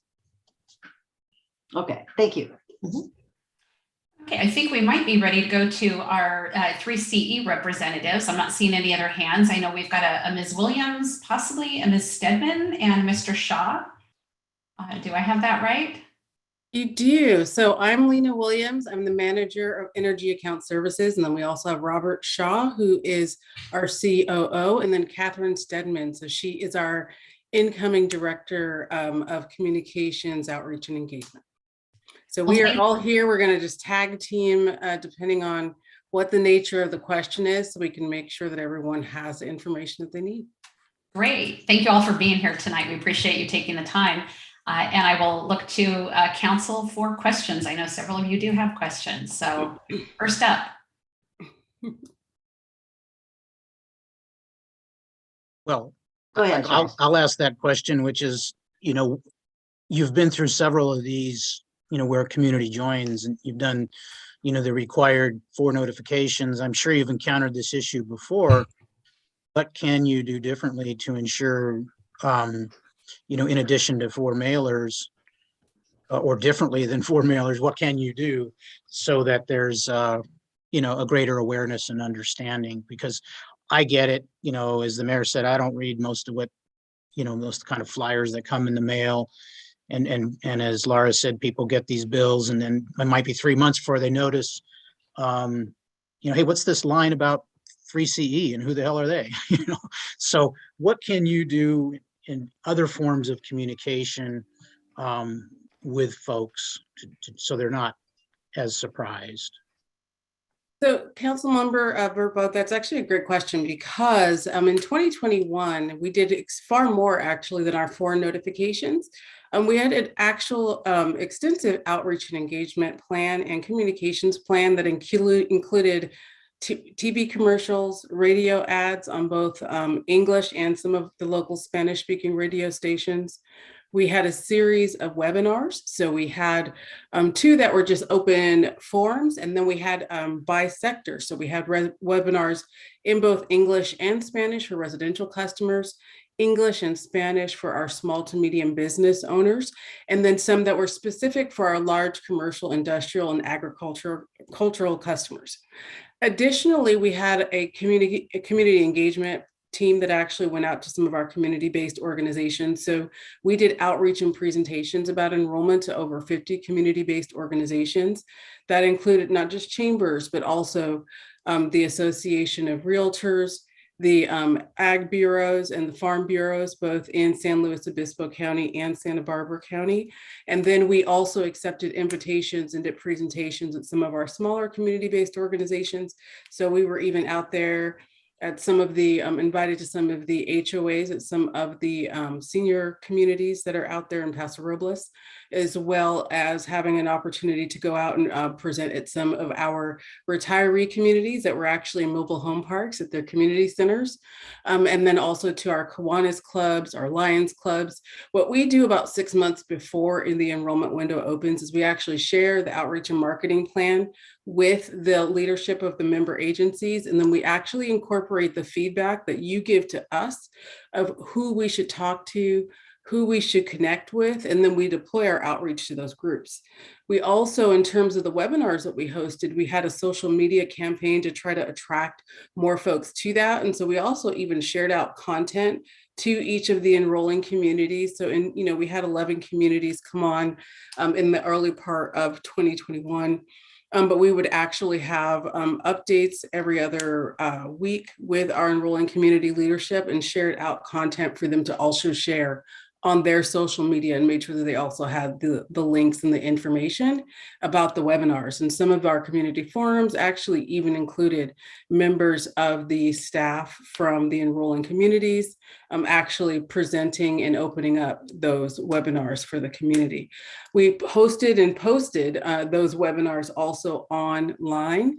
So people that were not able to attend also received an email from us that included the links to watch the recorded videos, as well as the schedule and the links for the upcoming webinars. In our social media, that also included targeted ads that were posted on Nextdoor, so we could try to catch the folks who were there, but it also included paid social media ads, and our community forums were done on Facebook Live, on our main website, Facebook page, and on our Facebook in Espanol. So we tried to pivot because, of course, due to the pandemic, a lot of the in-person wasn't available. So we doubled down on all of the ways that we could engage folks virtually and make ourselves available. And then when we had some community-based organizations that asked for flyers or brochures because they were considered an essential service and still had foot traffic, we actually sent out packages of enrollment brochures to those community-based organizations that also had in-person foot traffic in areas that we couldn't get to. So Thank you. Yeah, so the input is what we look for to actually make that better, and that to make it more custom or localized to your community. Okay, thank you. Mm-hmm. Other council questions? Councilmember Funk. Yes, thank you. One of the things that people concerns that people have raised with me is that if you have more and more of the electricity generation comes from renewable sources, the sun doesn't always shine, the wind doesn't always blow. So can you talk about how 3CE is working to manage that with investments in battery storage or other kinds of things that allow to handle those kinds of variations in power generation with a clean mix?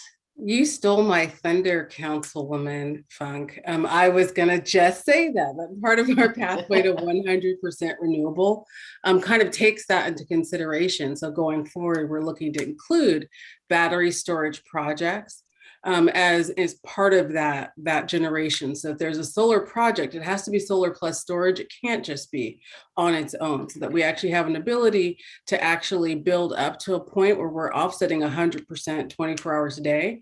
And that also includes filling that gap between wind, filling the gap, say in drought cases with large hydroelectric.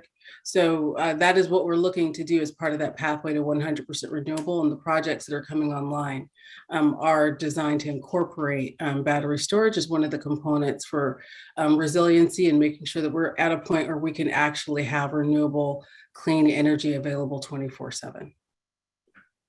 Awesome, thank you. For those of us who have already made that commitment to invest in solar panels, I love owning a power plant on my roof. Can you talk about how that is going to work? I know it's complicated because there are all these different models of net energy metering that go into it, but sort of at the 30,000 foot level, how does this work for people who have solar? Is the rate that's paid to solar owners for the super energy that's generated and put out on the grid, is that better or worse than what PG&E is paying? And how just a little bit about how that works, and how would a solar owner find out when we get close to 2024? How would you find out whether your personal situation would be, how much you might save is being part of 3CE? So another great set of questions. So I'm going to say on the high level, we have over 40,000 net energy metering customers. That includes our solar customers, including like myself. I love having glass on the roof as well. And our wind customers and our battery storage customers and all those combinations that there can be in between. So your net energy metering agreement, that original agreement that you made with PG&E to get permission to turn that system on, remains intact. That is not associated with our side of the bill, so to speak. Where customers really engage with us is if they are actually utilizing excess energy. That excess energy is going to come from Central Coast community energy. So only in those months where they are actually using more energy than their system is producing. So to answer though the second component of your question in terms of how they can determine what makes sense for them as we get closer. So in addition to the regular notifications that go out, in addition to the series of webinars, there's actually an additional 2 notifications that go specifically to net energy metering customers. And they do have their own webinars because they have more complicated questions, especially about how their billing works or will work going forward. But we actually also recommend, because usage can be so unique, that if they are a residential customer, that they're reaching out to the call center. If they're a larger commercial industrial customer, there will typically be a key account manager assigned to support them in doing the analysis to actually determine what makes the most sense for them. So that is how they would receive that. It's available to them even beyond the enrollment window. So say they've been in 6 months and they want to know or have a comparison of their before and after, they can still do that. It's not limited to enrollment. And then in addition to that, having that opportunity to get those questions answered. So there's staffers on the webinars to actually answer those questions in real time. Additionally, like I said, for our larger commercial customers, they have someone assigned to them to actually provide them with that analysis. And then to the last question in that grouping, so currently our net surplus compensation rate for customers who have excess generation at the end, right, of their net energy metering true-up cycle is higher currently than the investor-owned utility rate. By 2024, I can't say what it will or will not be, but we've continued to be competitive since we initiated service. So I can anticipate that that's the direction that we would continue to go. Yeah, I mean, last I heard, PG&E was paying about a little under like 3 cents, wholesale rate, and 3CE was paying something like closer to 6. Yes, we're just slightly over 6 currently. And Councilwoman Funk, just to add to what Lena Williams was saying, and I'm again Rob Shaw, Chief Operating Officer. Our calculation of the net surplus compensation rate is a formula, and it is the midpoint between the retail rate and the wholesale rate. That PG&E rate that you're quoting is effectively the wholesale generation rate for solar. So our structure is such that certainly we can't tell you in 2024 what the rate will be, but the formula is calculated in a way that it's always going to be above the wholesale rate. Okay, thank you. Unless our board directs us otherwise, I should know. Of course, yes. Thank you. What about growth plans? I mean, the organization has grown its market pretty substantially, so a lot more communities have become part of it, and that means that everybody's piece of the board is a little bit smaller. How is that? Are you pretty much done with that? So both Rob and I like pause and look at each other. So, so we're not intending to expand out of the current counties that we are serving communities in. Of course, there are some communities that elected not to participate initially. I think one of the council members mentioned the actual unincorporated county of San Luis Obispo that may make a decision, right, like you are, to revisit that conversation. And of course, we'd be available to support them as well, but not as you're talking about going south, going east, going north. We're actually surrounded by other CCAs now. There's nowhere to go.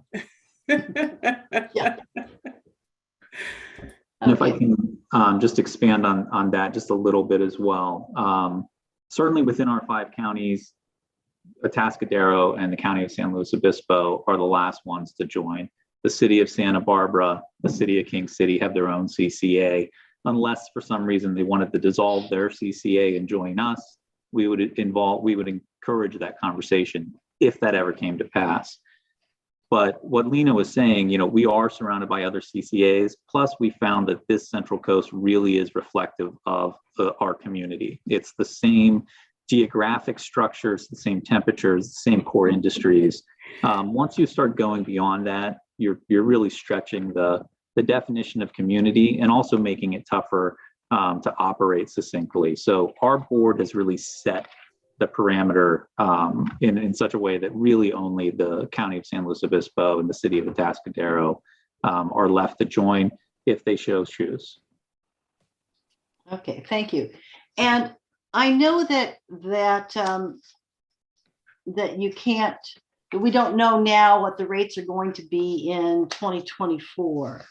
But do you have any update on how the average savings relative to PG&E are looking like as you're projecting them with the cost-based rates that 3CE is going to implement and the rate increase that PG&E has requested? Ballpark. I appreciate that. It's a great question. Our rates right now, looking at customer classes, so I'm not going to try to guess or predict or guarantee every individual customer, right? But at the large customer class, when PG&E's rates are approved next week by the commission, and I don't expect them not to be approved, we're looking at a headroom, so a difference between their rates and our rates for customers between 25% and up to 44%. So for most residential customers, that's 3 cents cheaper. For most business customers, that's about 4 cents cheaper than what PG&E's rate structures are. And I just want to add, we do know what our projected rates for 2024 are. They're going to be 1 cent less than our current rates. Our current rates, I think were mentioned earlier, our board added 2 cents to make certain investments in the community. In 2023, that will drop down by 1 cent, and in 2024, it will stay at that level. So those are our 2024 rates. We can't tell you where PG&E is going to be. I think someone mentioned earlier, they tend to change rates multiple times a year. So while we know where our rates are, we can't predict PG&E's. I'm expecting that we will always be able to be competitive with PG&E. We're able to be much more nimble, faster to respond, procure for a territory that has a very well-defined temperature and geography. And I think it's important also that if you were to join, when we're setting our rates for that next 3-year rate cycle, you would be a part of that conversation. We do have limited seats, so we have 33 members, 17 board seats. But we also have limited memberships. So any member that's a member of the agency can attend, can engage in conversations. They won't vote. Whoever they may share a seat with will vote. But everybody's invited to have a seat, have a representative attend all of our meetings as a policy and operations board member. Great, thank you. Our Chamber of Commerce sent the city council members a letter just the other day encouraging the council to approve an ordinance to and adopt the resolution to join 3CE. And in that letter, they mentioned a number of the benefits. And one of them was critical services resiliency. Could you talk a little bit about what kinds of projects might be? How does this benefit work for business customers, say, or individual residences, and how do the benefits, besides just the rate comparison, what are the benefits that flow back to the city? Whichever one of you wants to take that on. I wasn't sure if Rob wanted me to take that one, but I can say that. Okay. So they may have been referencing, we had an uninterruptible power supply program that was actually designed to provide resiliency to some of the critical facilities in our member agencies. And we did have one of our member agencies take advantage of that program. We have actually transitioned into some other resiliency programs. So we currently have a front of the meter battery storage round in progress where member agencies have submitted, and developers have submitted proposed sites for selection to actually build front of the meter battery storage projects on them. We continue and plan to have additional rounds in that vein going forward. So those are available both on the a commercial business owner may have, because those are publicly posted RFPs and RFQs that go out depending on the size of the project. And they can actually submit a bid if that's, something that they have a site that may be a potential end use, or they actually are a developer that's operating within the service area, for example. So we continue to add resiliency projects going forward. So whether that is a commercial customer, for example, a multi-unit developer that is actually working on affordable housing per se, then we do have projects that come out that actually are designed to support that. So there are currently both a side that's actually, or funding that's available under our member agency services, which may be individual member agency projects that are designed to support electrification and reduce greenhouse gas emissions.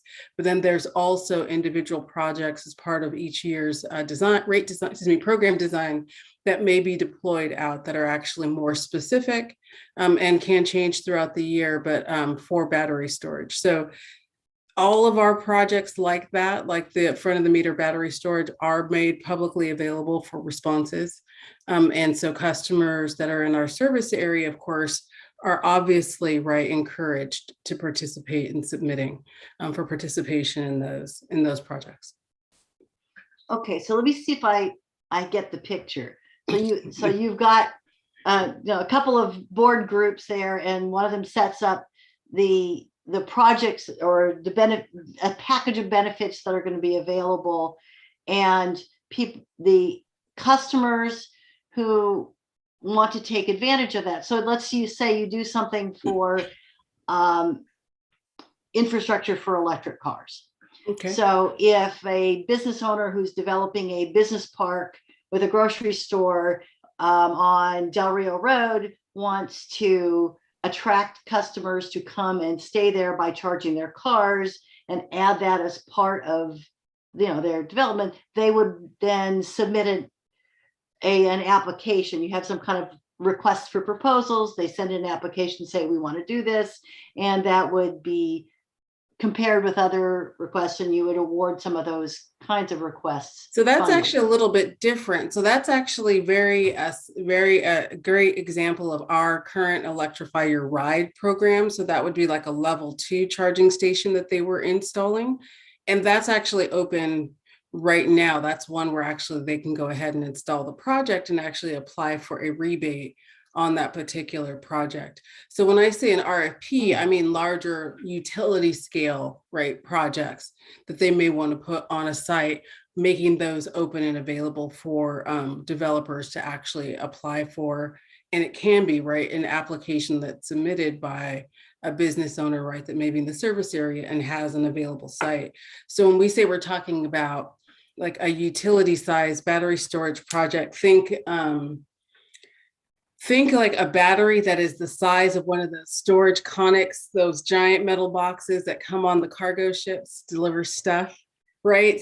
Utility scale would be like, think the size of one of those, right? As opposed to a charging station that is designed for like a single parking space in front of a shop. So when we say electrify your ride has a component that includes infrastructure and costs associated with actually putting in a charger, that can be a small to medium business that's just looking for 1 or 2 spots to go in. And then the front of the meter battery storage is a much larger scale project. That's an example of a larger scale resiliency project. Okay, that helps. So different sizes of projects and sort of, and there was a thing about member agency services. Correct. Do you have any examples of that? Sure. The member agency services is a new commitment. Part of that 2 cents that the board added in December is to dedicate 2% of revenues to member agencies. So putting together support for initiatives allowing member agencies to help us in furthering our strategic goals. One of those is a program specifically tied to medium and heavy duty vehicle fleet electrification that can be paired with the light duty fleet electrification that's already available to member agencies. But what this would do is pay 100% of the difference between a internal combustion engine and a totally full electric engine up to $250,000. So if the city wanted it, instead of retiring or instead of replacing a street sweeper with a diesel sweeper, if they wanted to go out and get an electric sweeper, we would help cover that difference up to $250,000. We want to do those things because member agencies are really uniquely positioned to really have an environmental and economic impact in their communities. So one, you have much larger fleets than most businesses and residential homeowners. So there's more opportunity to turn over. But the second part of that is when we talk about workforce and development and local jobs, getting cities to start thinking about turning over their fleets. Now they're thinking about training their fleet management staff to take care of those vehicles. They're thinking about doing infrastructure upgrades, both in front of and behind the meter for their facilities. And as Lena was explaining, we have programs to help bridge that gap as well. So that's a very exciting program that just started. I think it's actually launching next week as part of our policy board approvals. The other programs that are available that we're thinking of putting in place, one, accessing and making data for customer usage much more accessible. There are certain cities that are much further developed than other cities with respect to climate action plans and really want to start developing their own programs. And we want to give them the tools to be able to do that. So that's another area that we would be excited to do. We've gotten today, I think 19 different applications from private and member agencies for grant applications up to $100,000 for grants. And we're really looking for member agencies to step in because you have the infrastructure in place already to really look at workforce development, helping us find a way to further workforce development in particular. We do so much in the space of electrification. So many of your Main Street jobs are going to come from residential electrification, putting in those chargers, those heat pump hot water heaters, ensuring that we're training electricians, ensure that we're training plumbers to be able to do that work becomes an important part of that for us. Partnering with our member agencies, finding a way to invest in workforce development is a big portion of those member agency funds as well. And just because we talk percentages, I think this year 2% is just over $8 million of total revenue this year dedicated to member agencies. Great, thank you. And I want to come back to the questions. We had some things in the city's presentation about risk. And there were one of them concerned a section, I think it's 3.71, that is about where there is a mechanism for a city to, where there might be a request that a city make an extra contribution. And I wanted to get confirmation back from you. Is there any capacity in that agreement where a city could be required to make a contribution against its will? The short answer is no. The member agency would have to agree to do that. And I just want to note that provision is really about voting standards.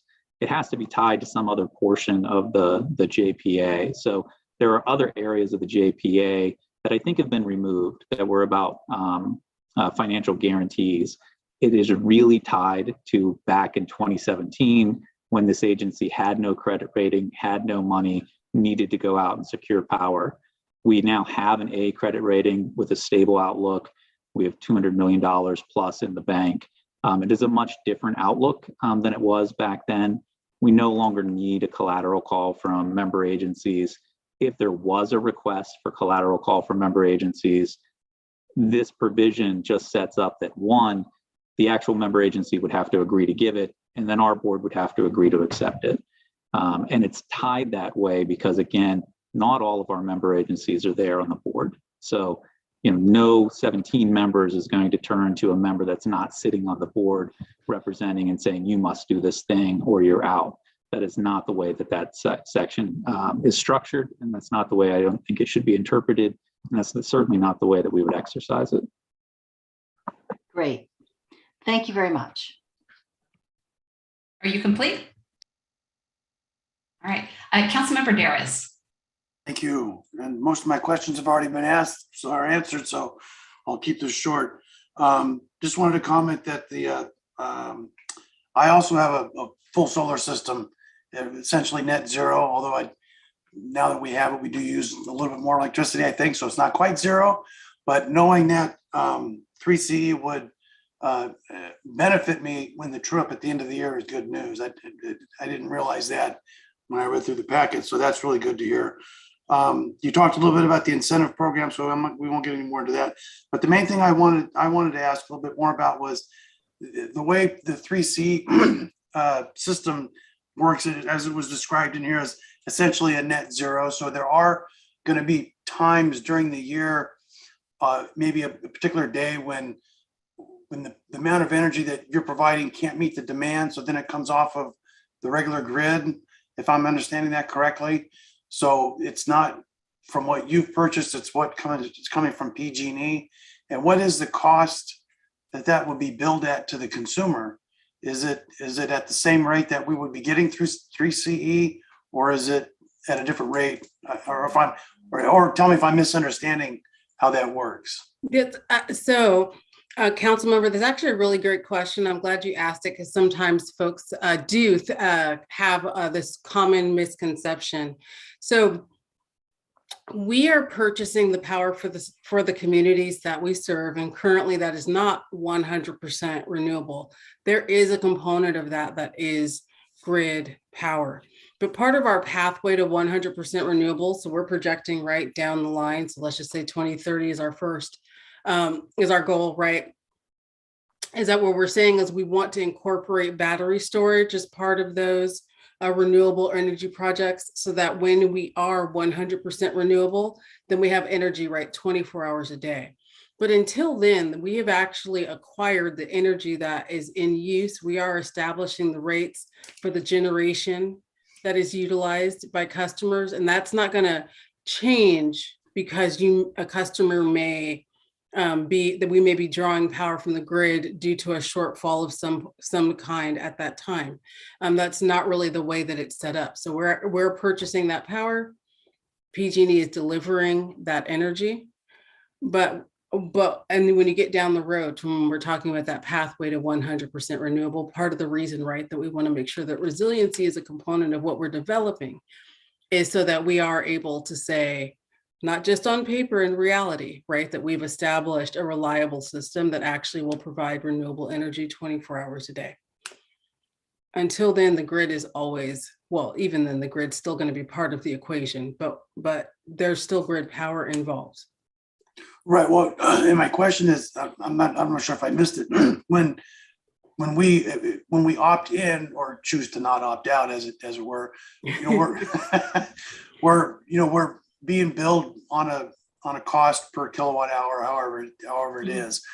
When energy is coming from the grid and not strictly from the clean energy, is it billed at the same rate, or is it because it's coming from something other than what you've put together? Is there a different billing rate?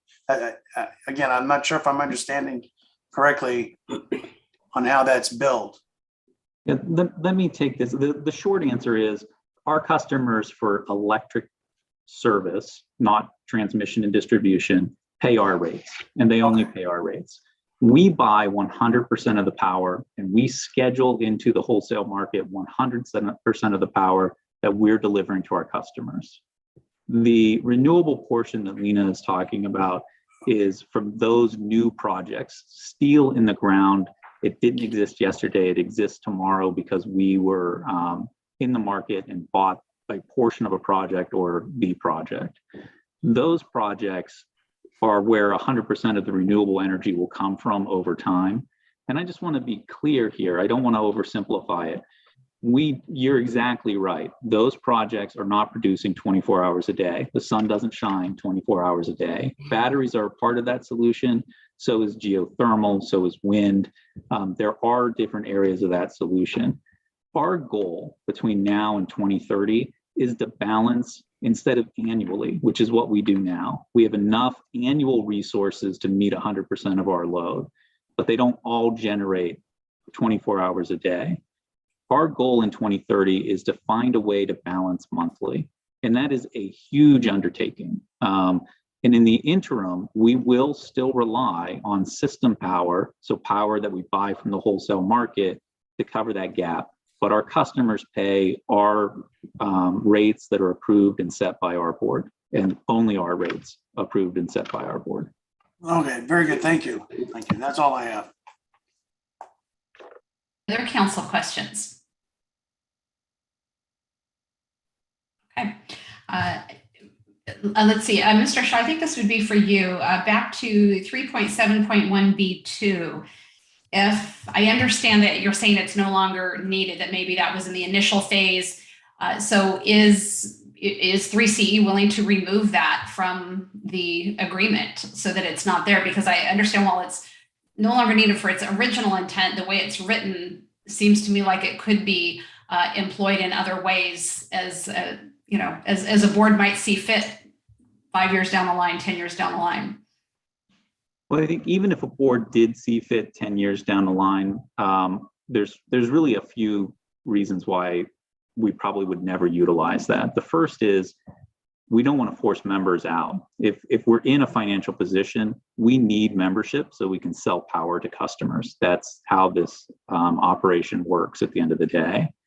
The other really key piece is at the size of revenue that if we're in a shortfall, member agency contributions really aren't going to solve that problem. Our credit rating, our financial positioning leaves me in a position to say, I cannot think of a scenario where that would ever be utilized. Some lawyers may dream up a scenario, some black swan event. And I know that the Western Community Energy scenario of starting a CCA with really high PCIA rates and in the middle of a pandemic did not work out down there in Riverside County. I want to answer your question plainly. I don't think that that provision relates to a provision that's still there. The provision about guarantees has been removed from the contract. So that is just about voting. When we amend the contract, or when we amend the JPA, if this council took action, we would certainly look at that provision. Sitting here today, I can't think of a rational reason why it needs to be there. And then, so you can't think of a rational reason why it needs to be there, and whether or not it would be removed is to be decided in the future, is what I'm hearing from you then. Yeah, I think that your city attorney, our general counsel, who is me currently, but in 3 days will be someone else, are going to look at that and say, let's make sure that this provision is set up in a way that it protects the agency and protects the member agencies. So if there's a reason for it to be there, then it would stay there. But as I read that provision, it does not tie to another provision of the JPA. There's nothing else in the JPA. This is just setting what's the voting threshold, but there's nothing else in the JPA that allows to call for guarantees or contributions outside of, and I think it was cited during the presentation, 6.3, which is the voluntary withdrawal or the involuntary withdrawal. Okay. And with regards to, let me get over there now. I'm looking down at my agenda here. Let's see. I'm curious. I'm assuming that 6.1.3, that is prior to the launch of the entire program, or is that prior to the launch of a municipality launching into the program? So does that no longer belong there either, or would that relate to, say, Atascadero? If we moved forward, then once we saw the rates, and if we saw that it wasn't going to be beneficial to customers, then we would have the option to not enter into it. Am I reading that correctly, or is that meant for back in the day when you were first launching the CCE? That relates to when we were first launching the CCE. The CCE itself is a program, and that's what that relates to. One of the questions about, is this a provision that just needs to be eliminated from the JPA? We need to remember that the JPA is there to help interpret the relationship between the parties now and as they stood back then. So looking at it, and I think we'll have counsel advise us about what is the level of review for the JPA that's appropriate. We have in the past taken a very light touch to the JPA when incorporating new members. So this doesn't apply to any. So well, you said Atascadero and the County of San Luis are the only two that would potentially come in. So if we come in, this doesn't apply to us. Like, we can't look at the rates and say, oh, those aren't beneficial to our residents. You know, something's happened. You know, things have changed in the next 2 years. It's not beneficial. We want to back out. That's not an option then. Not under that provision. There is a voluntary and involuntary withdrawal other places in the JPA, but not under that provision. Okay. Let's see. And then with regards to, and I'm not sure which one of you this question would be for. I was, you've been talking about, battery storage, which of course the investor-owned utility is doing. Everybody's doing that because it's going that direction. As I'm looking at the MR&W Associates, back from, this is May of 2020, so it's been a while, but this is along with other things that I've been reading that right now, battery storage really isn't technologically or financially feasible at the moment. And so, whether we're there or not in 8 years, I'm curious, is this a policy decision that in 8 years, no matter the cost, this is important enough that we're going to be fully battery 100%, that green energy, regardless of the cost?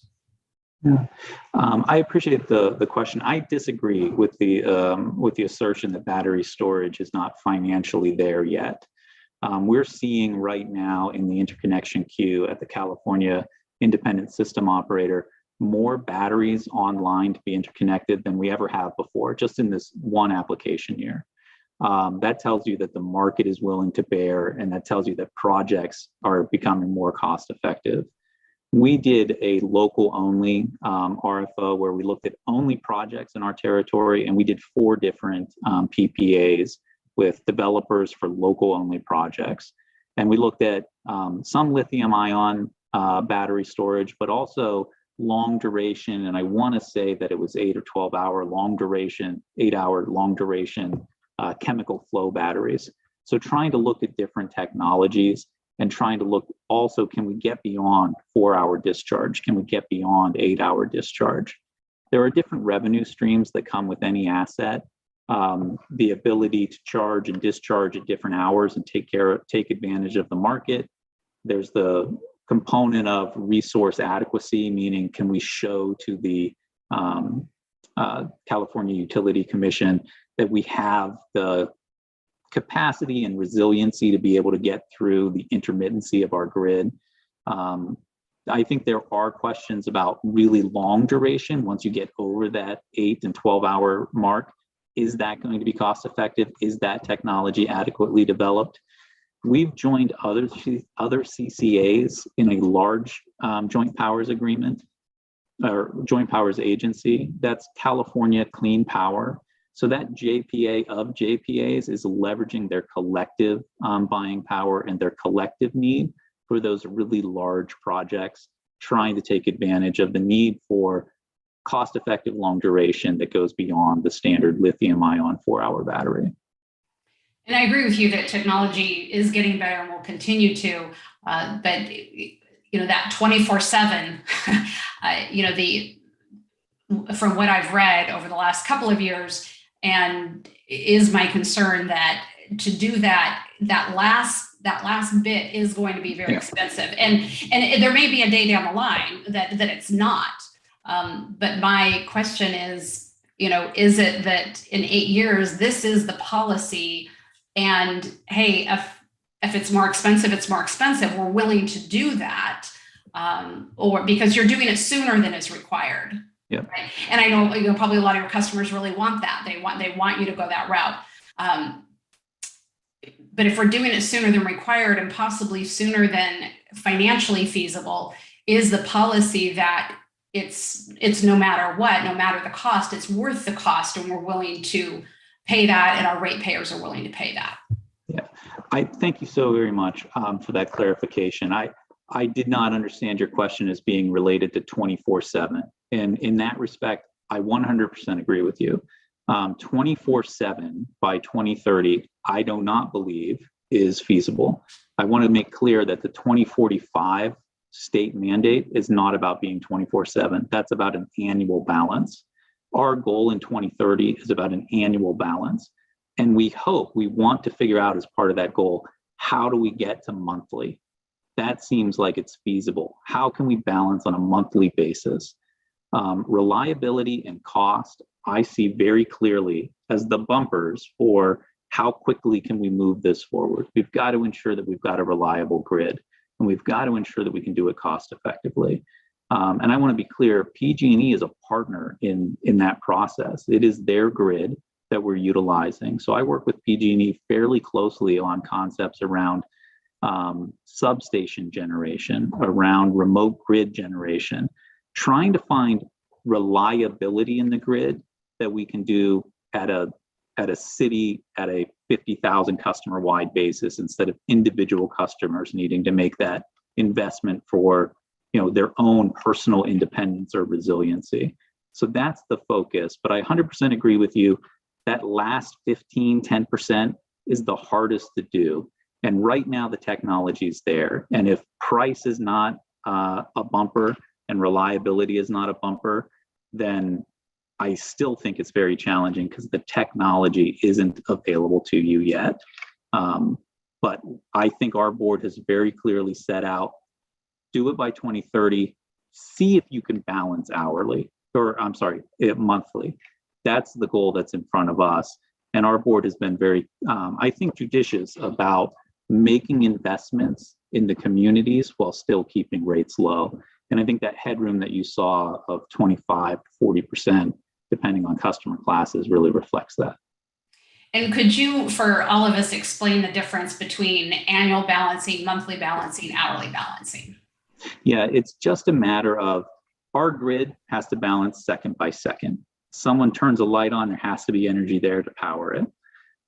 Right now, the requirement is on a yearly basis, meaning that we can go out and we buy power, and when those certificates come in, so we buy the power and it gets generated over time. We have to show in the year that we had enough power to be able to cover our retail load.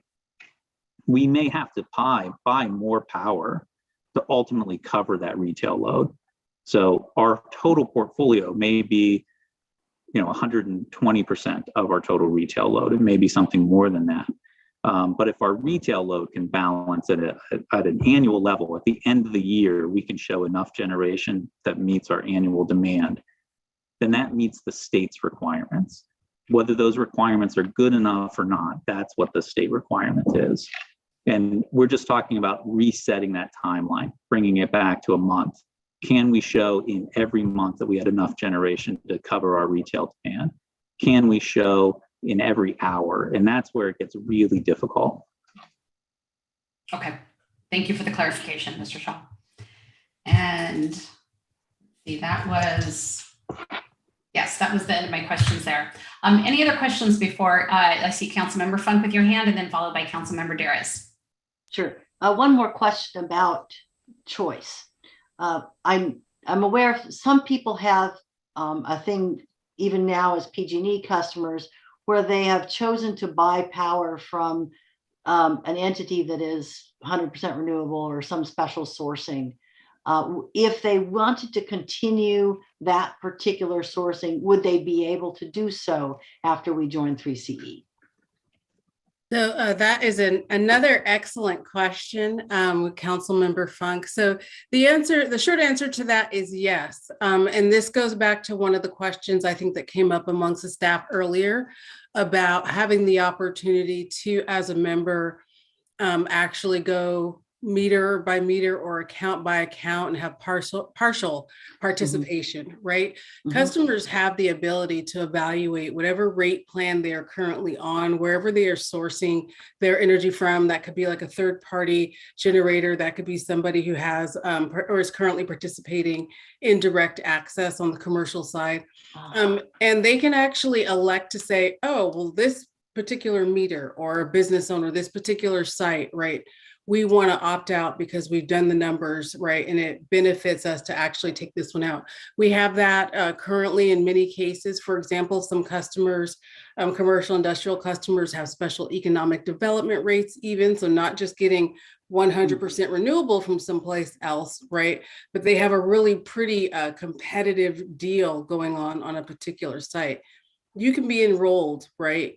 It's, sites or locations 1 through 9 and opt out 10 and still be a CCE customer. So what we say for folks is that as you approach the enrollment window, just like that evaluation that you may do, say, for a solar customer who wants to do a comparison, right?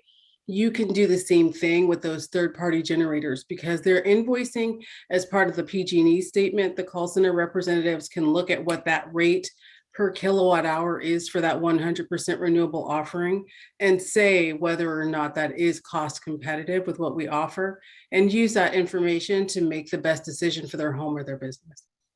Okay, so not only would they still be able to choose to continue with that, but they could also check it out and see if they could get a better deal with you. And absolutely, have that information customized. Absolutely, we still make that available, right? We want everyone to be able to make an informed decision, and that includes bringing your statement, right, and saying, "Hey, this is what I have right now. How do those numbers compare?" Great, thank you. Councilmember Darris. Thank you. I did have one more question, and it was about the city's membership into 3CE. Laura explained earlier, should a city want to withdraw from the program and no longer be part of it, how it could potentially happen to minimize or have no cost and whatnot. The question that I have, because I don't know if it was clarified, is what is the length of the contract, if we were to get in this? And then secondly, if it's a 10-year contract, at what point towards the end of that contract would we have to then commit to then re-up, if you will, to go for the next 5-10 years or whatever the length of the contract is? I'm going to let our general counsel take that one. The JPA itself is not a contract. I think what Laura was referring to is as we buy power to cover your customer load. So customer load within Atascadero. Those contracts, we try to minimize overall risk to the agency by strategically layering different power purchase agreements, power contracts, so that we're not overexposed on any particular contract. So your load will be served by a number of different power purchase contracts, both short and long term. If an event came where the city did not want to continue on with the JPA and wanted to withdraw, one, I would encourage, as the JPA does, that we would set a time. There's really a couple of different ways that we minimize that risk. One is evaluate, given that layering, is there a percentage of that load that can be shifted somewhere else and a different contract covers or it comes off? Can we not buy something or buy less of something to help reduce that? The other one is that our transmissions, our exposure is really two different transactions or more. We buy the power from our long-term power generators. We schedule that into the wholesale market, meaning we sell it to the wholesale market.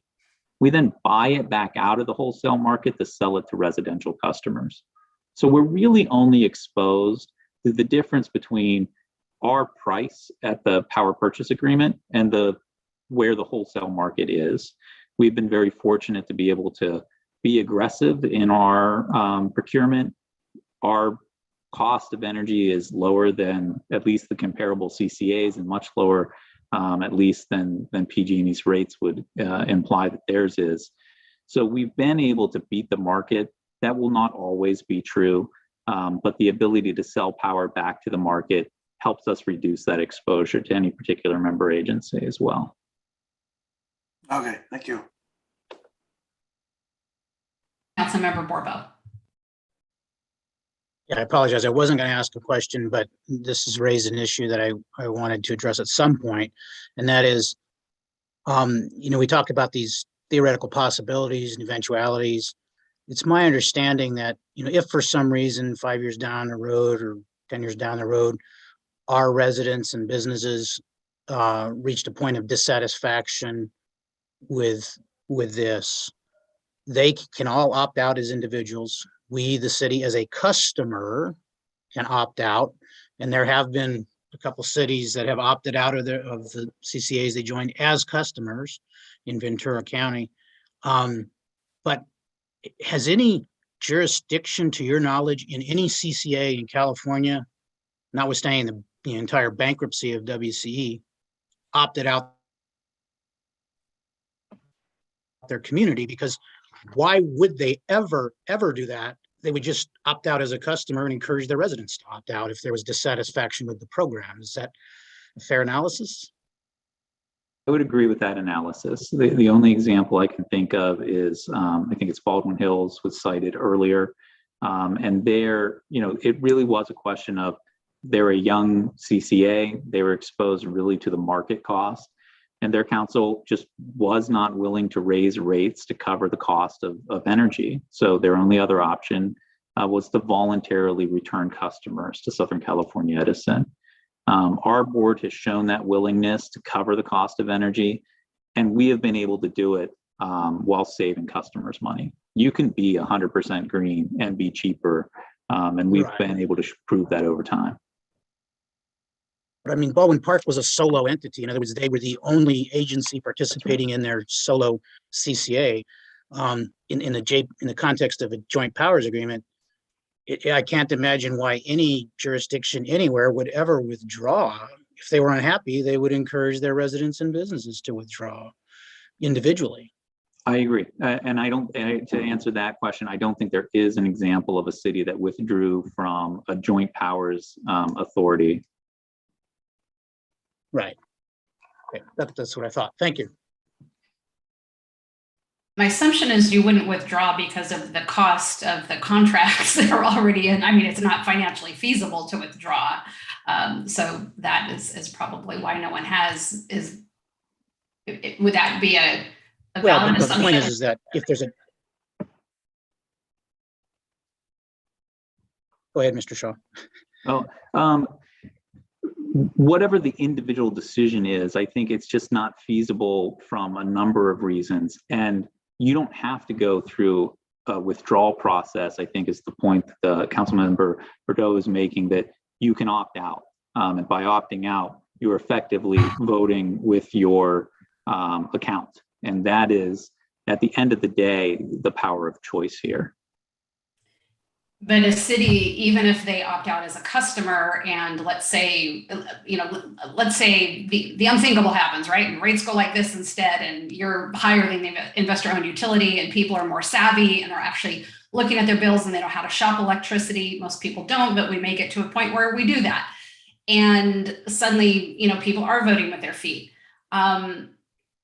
A city could decide that they no longer want to be in the electricity business, but that really isn't an option. They are still part of a board making policy, putting in that time and making these very important decisions for the entire JPA. So that in my mind would be, whether it's Atascadero or any municipality, that in my mind would be the reason to opt out. If you say, hey, this is not really a role we want to play anymore, and we don't want to put resources towards this, but I mean, we're talking hypothetical, but that to me would be the reason why. But financially, what I'm hearing is it really is, it almost would make sense to say, hey, wait it out until all the contracts are gone, which could be 10 years, 20 years, who knows how long those contracts are, and then you kind of dwindle out.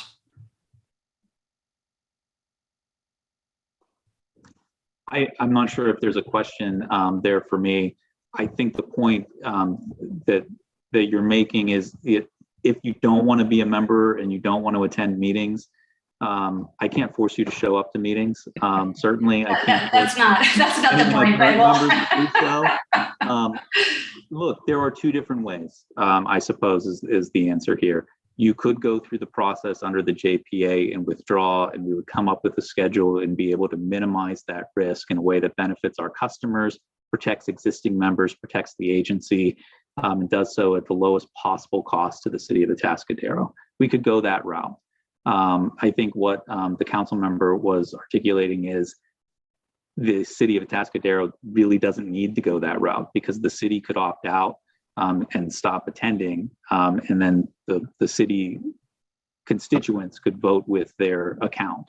And we would be stuck trying to do the same exact thing, but not have to go through the formal withdrawal process.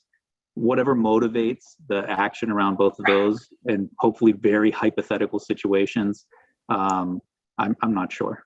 Got it. All right. I think we've exhausted our council questions. And let me look for hands. Anybody? All right. Why don't we take a break? It's currently 8:32, so let's take a break until 8:40. We'll come back and we will go to public comment. All right. See you in a bit. Thank you.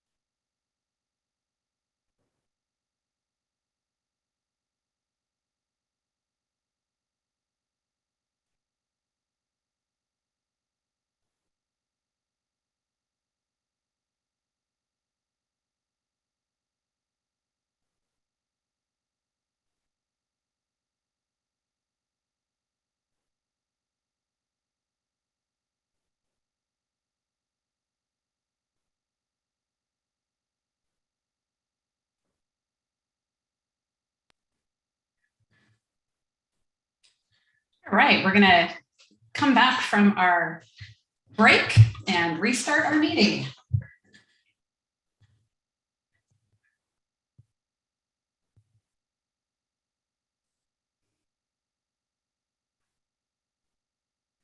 I can ask my colleagues to come online. There we go. We don't need this to be a one-woman show. Just seeing my picture on screen. Wait a minute. All right, wonderful. Well, I want to thank all my colleagues for their very thoughtful and thorough questions, and to our 3CE representatives for being here tonight and answering everything so thoroughly for us. We appreciate that. So now we're going to go to public comment on this item. And you've all heard a very robust discussion for the last 2+ hours. We've been here a while, and I anticipate we might be here a while longer. I'm going to let you know the kind of public comment that will be really useful for us tonight. Number one, if you have information, of course, that we haven't already heard, something that you think is really important that we need to know about that we haven't heard tonight, we want to know that. If you've got like a personal experience and something you want to share with us and why this is important to you, of course, we want to know about that. You can feel free to reiterate everything we've heard, but it's not really helpful. And it just kind of, if we're all saying the same thing over and over, we kind of start to get lost in just the minutia of it. So if we could keep it relevant and pertinent and fresh to, people who have been here for a few hours and really want to hone in on what's important to you, we would appreciate that. So that being said, I'm going to look to the hands. You can raise your hand. If you're on the phone, you can press *9, and we will start with Ms. Elizabeth Helgerson.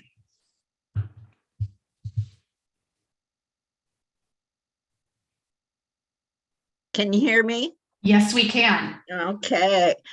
This is Liz Helgerson. I'm an Atascadero booster and active participant in our community. I thank you, Mayor Moreno, and council members for giving me the opportunity to speak on this important issue. I have only one brief point to make.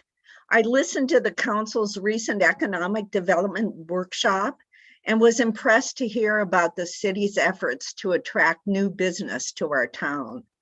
The discussion was enlightening for me, especially as you talked about the benefits of having more jobs here in town so that residents don't have to leave to work.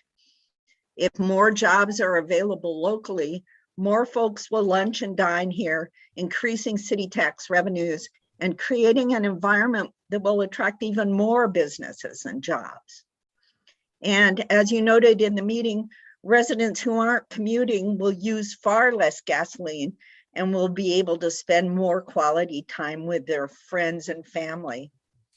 These are all great goals for our community, I think, and I thank you and city staff for pursuing them. At Light, I think Atascadero should sign on with 3CE. Their history shows that they have been able to provide electrical power at a significantly lower cost than PG&E. If Atascadero does not sign on, businesses will be forced to pay essentially a premium on their energy bills in order to stay in Atascadero. It would be of great help if, when prospective business owners pencil out financial possibilities of locations, the energy costs in Atascadero were competitive with all the other cities in our county. I hope you will take that under consideration as you decide how to go forward tonight. Thanks. Thank you, Ms. Helgerson. Next, I see a Mr. Gary Kirkland.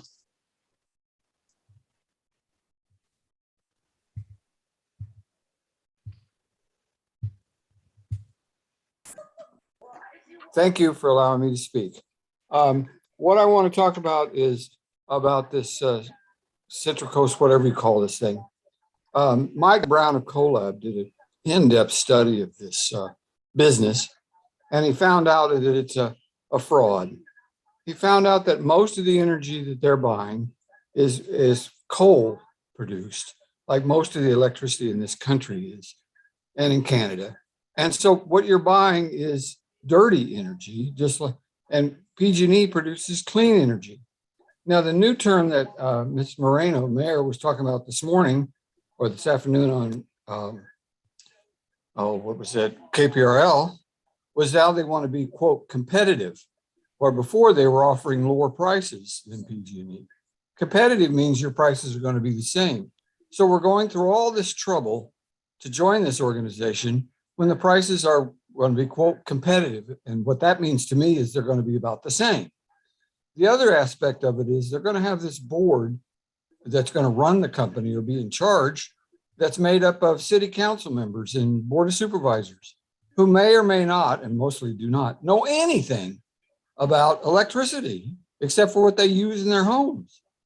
When you run a power company such as PG&E or Southern California Edison, you have to make policy decisions about what kind of equipment to buy, how much you're going to charge for it, how it costs benefit of putting underground or above ground. There are hard decisions that power companies have to make. And the people making them currently are people who've worked their way up through the electric industry for the most part and know what the business is.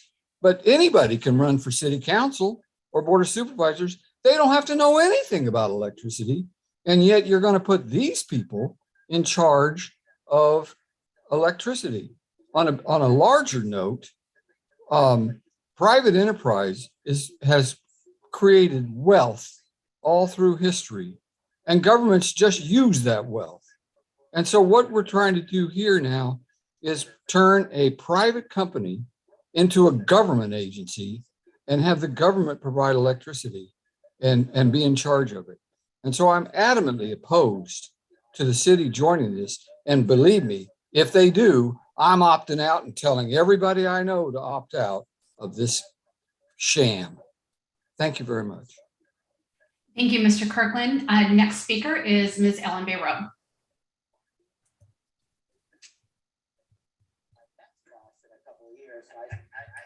There we go. Hi, this is Ellen Burrell, former mayor, council member, planning commissioner. And I really appreciate the thorough discussion you've had tonight about this very important issue. And I think as a resident, it's great to have the opportunity to support a type of nonprofit model of energy consumption versus PG&E, which gives its profits to their stockholders versus this JPA model, which gives their money back to their customers. I think it's important to give choice to residents that are asking for it, and they've been asking for this opportunity for years. My other observation that it does work in other cities and counties. If it didn't work, we wouldn't be the last city to join. I also appreciate that we would have a voice in the administration and use of community programs to benefit residents. Right now, we have no voice. If we have a question for PG&E, who do we talk to? We have no real recourse. I would like to see at your next hearing some numbers from other cities in our county of their savings, both for the city governments and for the city residents at the next hearing, if that's possible. I know the county, even though they chose not to join the CCA last time around, they have benefited from 3CE because of their buildings, a lot of their county buildings are in the city of San Luis Obispo. I urge you to introduce and adopt the draft resolution that has been presented by staff so we can begin, as our great city of Atascadero, to begin the process to join 3CE and begin our membership and participation in 2024. Thank you for your time. Thank you, Ms. Bayroe. Next, we have Ms. Marty Brown.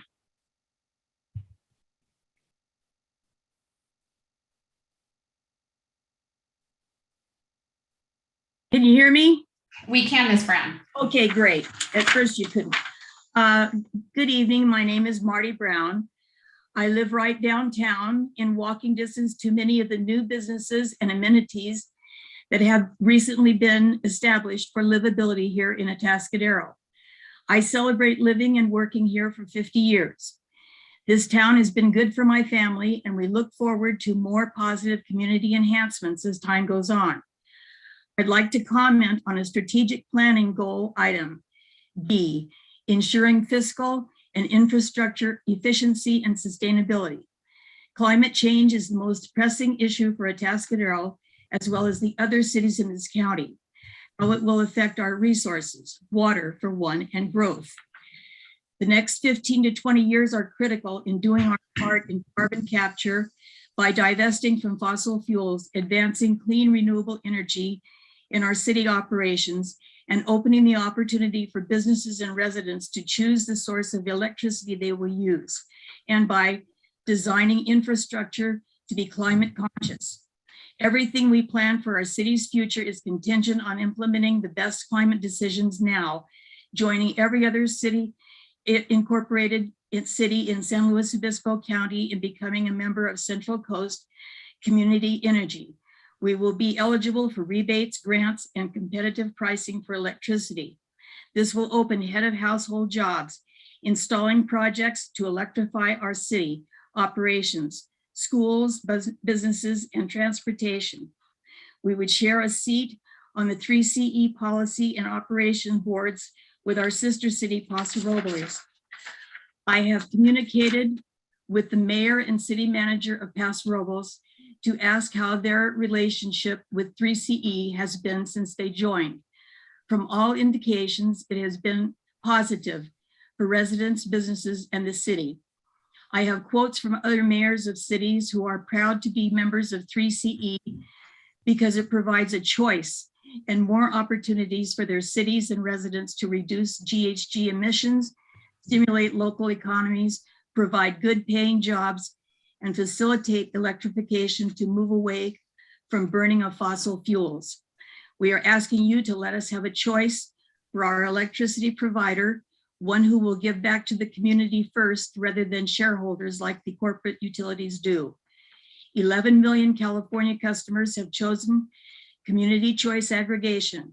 Let's join them by becoming a member of Central Coast Community Energy. And I'm glad you have the tree planting going on downtown. Carbon capture. Thank you very much. Thank you, Ms. Brown. Next, I see Mr. Josh Cross.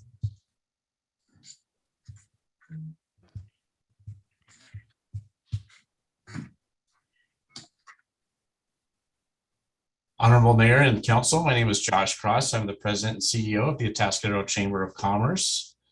As an organization that represents 550 members, the Atascadero Chamber of Commerce would like to encourage the Council to approve an ordinance and adoption of a resolution to join Central Coast Community Energy, or 3CE.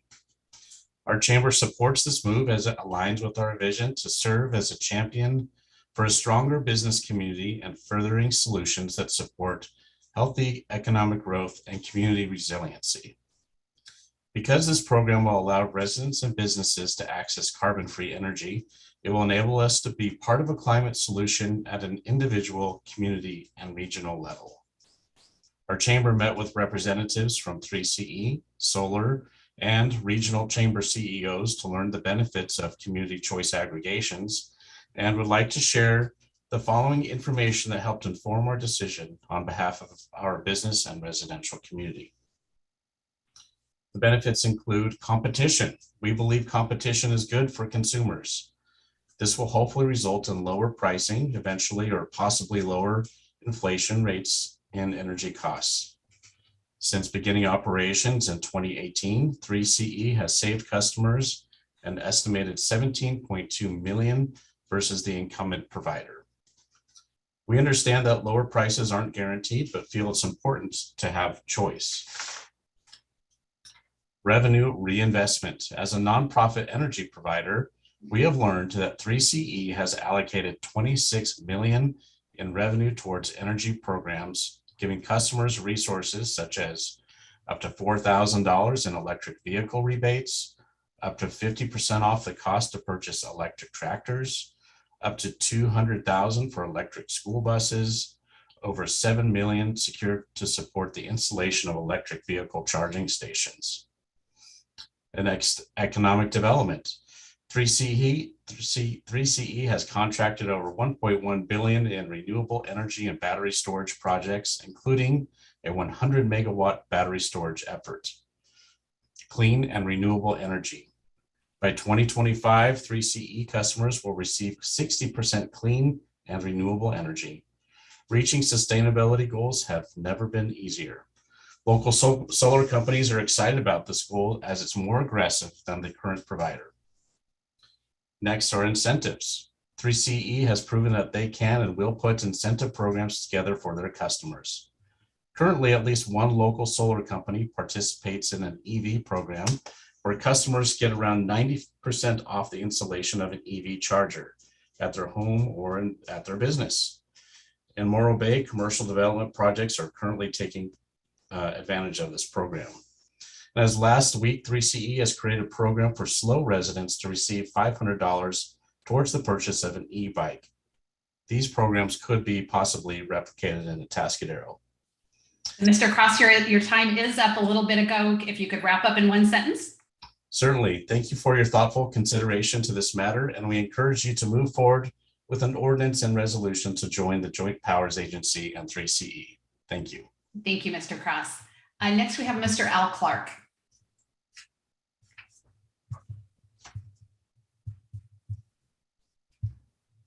Here, can you hear me? Yes, we can, Mr. Clark. Thank you, Mayor and Councilman, for having this presentation. I want to quote Nancy Reagan, just say no to CCA. So my position, and I've got 3 reasons that this is not a good idea for the city of Atascadero. Primarily, the first one is, and it was interesting, I appreciate Laura Christensen's presentation.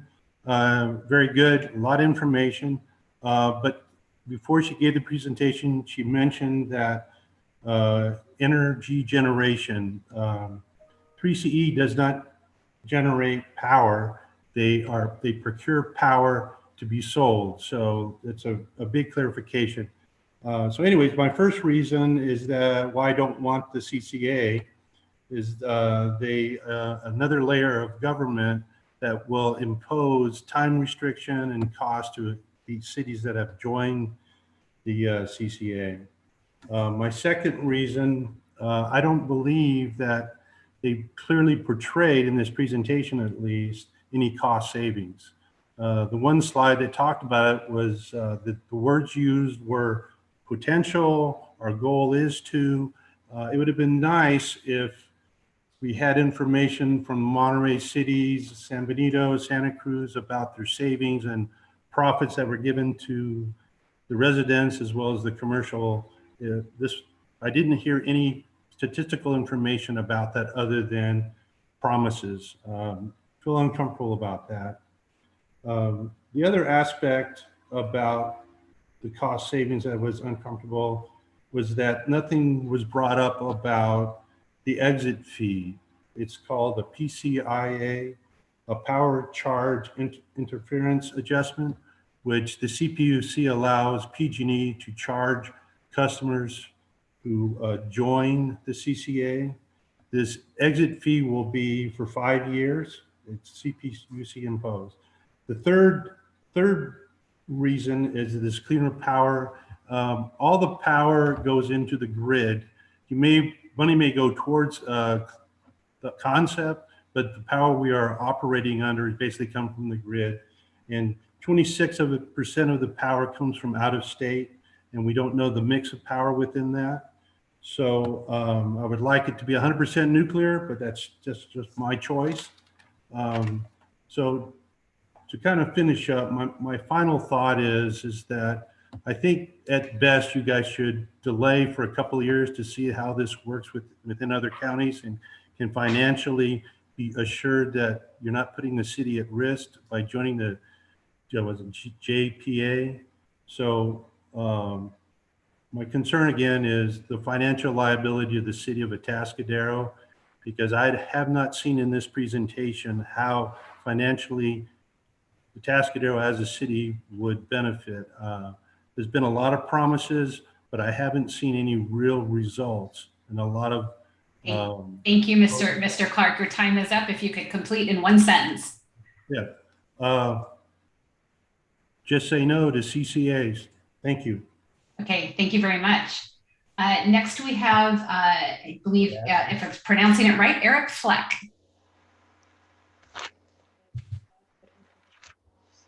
Yes, thank you. It's hard to heed your call, Mayor Moreno, of just trying to give you an anecdote, but when you wait for a couple hours and you have prepared something, it's a little easier to just read off what you wrote earlier. But I'll try. Okay, so first, to everybody, Mayor Moreno, members of council, I'm here to support membership with Central Coast Community Energy and to ask that council authorize the staff recommendations for starting the process of membership. I'm really grateful for the discussion being held this evening and for the awesome work that the staff has done to make that a reality. There are over 200 cities and counties in California that are already ahead of us on this front, but it's important also to realize that there are hundreds of others that are still unwilling to do what's necessary for their community's prosperity and health. I've not agreed with the council's previous decisions to abstain from membership, but I can still appreciate the due diligence approach to ensure proof of concept before taking these next steps. I want to address 3 key points to support our city's membership in 3CE, the first being viability. Community choice has been a bottom-up movement starting with the state's first CCA forming in 2010. 11 years on, this alternative option to the monopoly model of investor-owned utilities such as PG&E has swelled to 11 million Californians. 3CE represents the 3rd largest CCA in the state with 400,000 residents living in the 33 participating cities and counties. Not only are CCAs thriving in California, but they are also investing in Californians, which leads me to my second point, investment. CCAs do much more than invest in clean energy. Because CCAs are not-for-profit public agencies, excess revenues are reinvested in the communities and used to fund innovative and tailored programs to suit community preferences and interests. There's about, I think 2020 PG&E had revenues of 84 billion. That's, and if you're being, on the low end of what a shareholder return would be, around 5%, that's about $920 million sent to shareholders and not communities. Similarly, PG&E, by contrast, is a year removed from bankruptcy. The reality exists that we don't get that money back into our communities, whether we like it or not. And that brings me to my last point, choice. 3CE membership gives the city and its residents a choice, either to remain as if nothing has happened or to participate. Opting out of 3CE takes 3 clicks of a cursor. My family cannot opt out of PG&E's monopoly. I cannot opt in with 3CE when I want to purchase an e-bike or I want to do something to my home that I would have rebates or grants access to, or any other membership. And that's a crucial point for me, that it allows choice for everybody, even those who don't want to participate in 3CE. So I ask the council and fellow residents to consider those of us who don't now enjoy a choice to opt out of our energy provider and adopt this recommendation in support of choice for all of us. Thank you for making this discussion a priority and for seizing the opportunity to protect our rights to choose our energy provider. Thank you, Mr. Fleck. I see Ms. Haley Penny.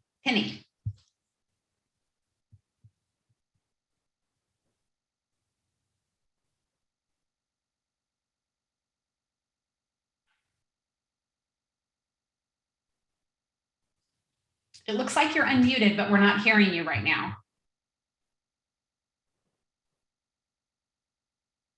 Possibly you have a mute on your microphone that we're not seeing on our end.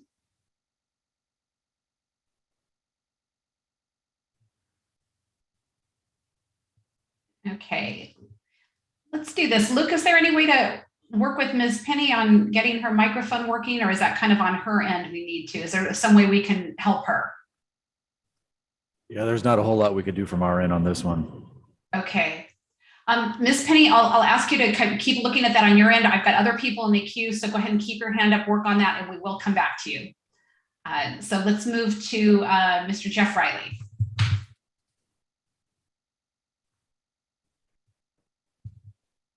Hello, can you hear me? Yes, we can, Mr. Riley. Well, thank you. My name is Jeff Riley. I work for Solarponics, which is, as I think many of you might know, we might have done your systems. And then we're the state's oldest solar contractor based here in Atascadero. I'm here tonight to lend support of Atascadero joining 3CE. As a renewable energy professional and company, we're kind of on the edge of the transition. We're witnessing it, person by person. I do sales for the company and I talk to people all the time. And one of the biggest reasons I think the city should move towards 3CE is because of choice. You know, people want to have choice, just as they want to have choice with virtually everything we buy.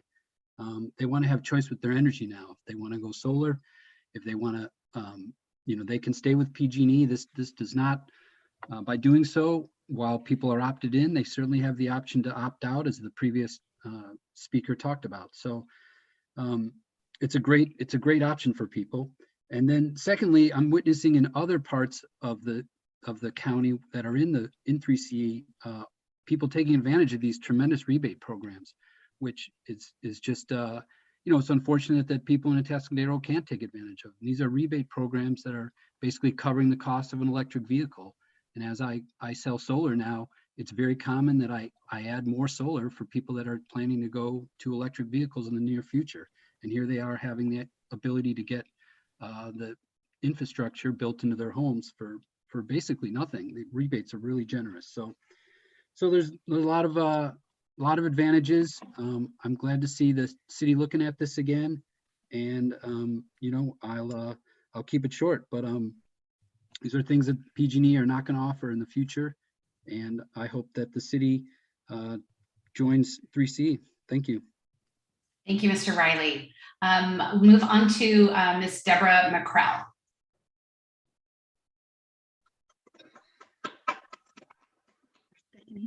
Hi, good evening. Can you hear me? Yes, we can. Thank you for letting me speak tonight, Mayor and council members.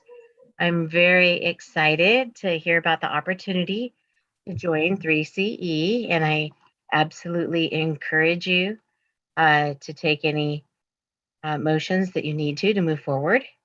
I feel very passionate about Atascadero being a happy, healthy, vibrant place to raise kids and for us to live and all prosper. The future of Atascadero is really important, and we all enjoy living here, but it's important that we have clean air and that we reduce the pollution here. We have some great opportunities with this partnership. 3CE has proven to be good community partners in offering grants, rebates, as well as charging stations. We currently have charging stations at the Mechanics Bank, the Tesla stations, and I can tell you they're pretty much full all the time. And if we had a partnership with them to have more charging stations, I think it would be really great for our downtown. It would bring people in and they can shop while they're getting their cars charged. I was fortunate enough to be able to buy my first electric car about a year ago, and I'm still kind of giddy. I just love it. It's been wonderful, especially as people are, you know, we're trying to move away from our dependency on fossil fuels, and we all have little steps that we can take, but we all have to move together to really make some change. We really need to reduce the effects that have already happened with climate change. And unfortunately, our youth, the millennials and Generation Z, have a great deal of anxiety about the future. And these are very important decisions that you're tasked with right now. And I'm so grateful that you're looking for a healthier, cleaner future for our town. Thank you very much for your time. Thank you, Ms. McCrell. Next I see Mr. Alfred Vossler.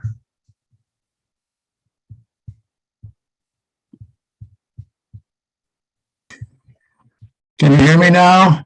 Yes, we can, sir. Okay, thank you very much. I want to offer my thanks to everyone on the council, the 3CE, everyone that presented tonight to increase our knowledge of this. I'm going to keep this short. I don't have a lot of experienced things to say. I just want to say that I am a little bit embarrassed that Atascadero is the only city in our county that is not in 3CE. Tonight we have an opportunity to address that shortcoming. This program is a very good program. it wouldn't be in every other city in the county, cities throughout these other counties, if it was not a great opportunity. And I just urge you so strongly to move forward on this. That's all I have to say. Thank you, Mr. Vossler. Next, I'll go to Ms. Carol Delisle, I believe, if I pronounced that correct.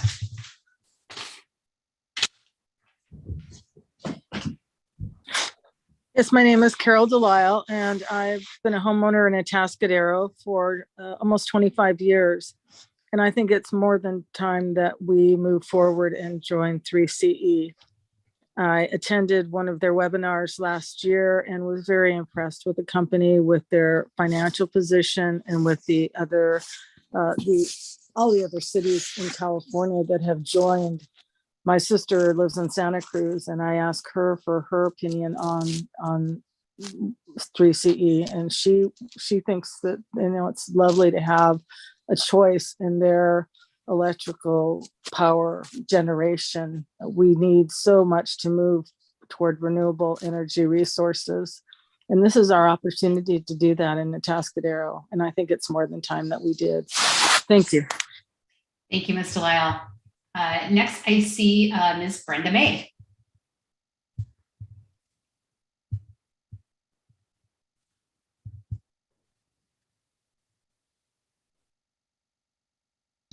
Can you hear me now? Yes, we can. Honorable Mayor and wonderful, wonderful City Council members. I'm just so proud of all of you and can't say enough great things about you. You've done beautiful work and you work hard, and you are totally appreciated for everything that you have done for this city. I'm just going to keep it kind of brief. I'm in favor of our 3CE, mainly because I feel like we all deserve the choice. And we have been here before, and I thought we would have it by now. So I'm just saying that I'm totally in favor of it. And I can't believe all the information we received tonight. It was very informative. And I don't feel like I need to repeat everything that has been said in favor of it. So I will just leave it with that. And thank you all again, because it's getting late and I don't know how you're doing this. So thank you. Thank you, Ms. May. I know for some of us, it's past our bedtime already. Oh, thank you so much.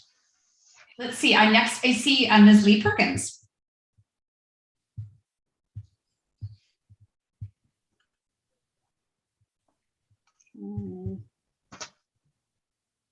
Okay, I'm on. And I also want to thank the City Council and the staff from 3CE for your professionalism tonight. I learned so much. Going into this, I thought I knew a lot, but I know a lot more now. I'm going on record supporting the city, approve joining Central Coast Community Energy, allowing its citizens to choose which renewable energy they want. 3CE would be a savings for residents, commercial and agricultural customers, as well as city and schools. As the staff report said, it has 93% participation. I think that says something about the company and the customer's satisfaction. 3CE would give the city a competitive advantage for attracting, keeping, and helping small businesses and those on fixed incomes. Regarding Paso Robles, there have been some communication, myself and others, with the City Council and the mayor, and Councilperson Strong is very in favor and enthusiastic about 3CE for his city. And the mayor is also in favor of it, Mayor Martin. And then I just want to accentuate all the benefits that it would bring to our city besides clean energy. Once 3CE would be approved by our city citizens and city will receive significant annual dividends and incentives. City would be able to apply for grants to upgrade facilities such as electric school buses, and the city and individuals would be eligible for incentives such as for electric cars, electric bikes, rebates. Revenue investment, as we've heard from 3CE, has been 26 million toward energy programs. So I would say these advantages far outweigh the cost that the city might incur and or the staff time. And I encourage the city to join 3CE. Thank you. Thank you, Ms. Perkins. Let's see, I see Mr. Daniel Cook.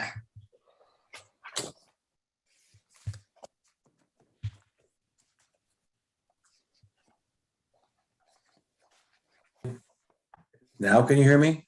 Yes, we can, Mr. Cook. A big thank you to Laura Christensen. What a well-researched professional, presentation. Double her wages, whatever she's paid. Second, I want to keep it short, but on a big picture, I've heard a lot of details tonight of, money here, money there, what might not happen. But basically, on a big picture, PG&E makes profits from the sale of electricity. Those profits go back into the general PG&E bank account, for which they pay their own, fire liability expenses, and the rest goes to PG&E stockholders. 3CE, on the other hand, takes whatever profits it makes and returns them to customers. It's very important in the form of either lower rates to customers or in grants to cities for upgrading their electrical options. To me, it sounds like 3CE has a much better business plan from the customer perspective, and I encourage you to adopt them. Thank you very much. Thank you so much. Is Ms. Penny, are you able to come back on? Ms. Penny, Haley Penny. Let me see, I'm not seeing her. Did she happen to call in, Luke? She has not. Okay, do we have any callers on the line that are wanting to speak? We do have one caller. It's Elisa Becerra.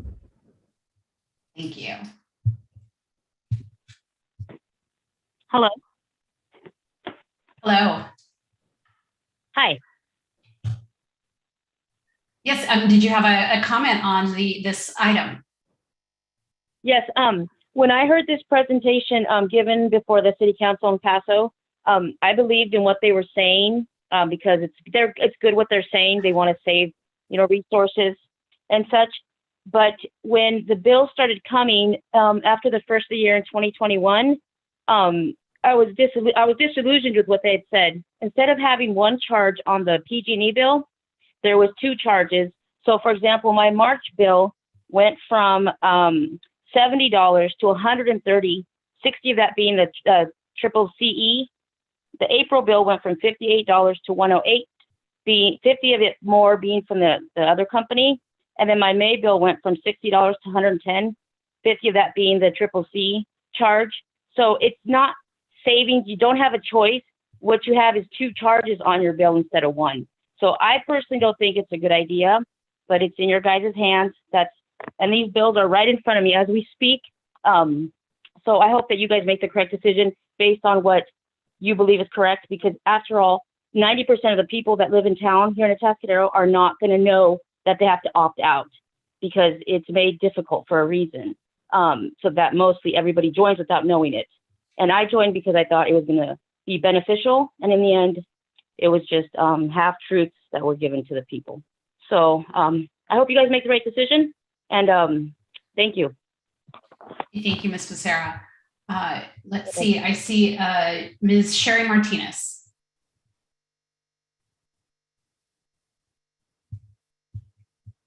Okay, hello, can you hear me?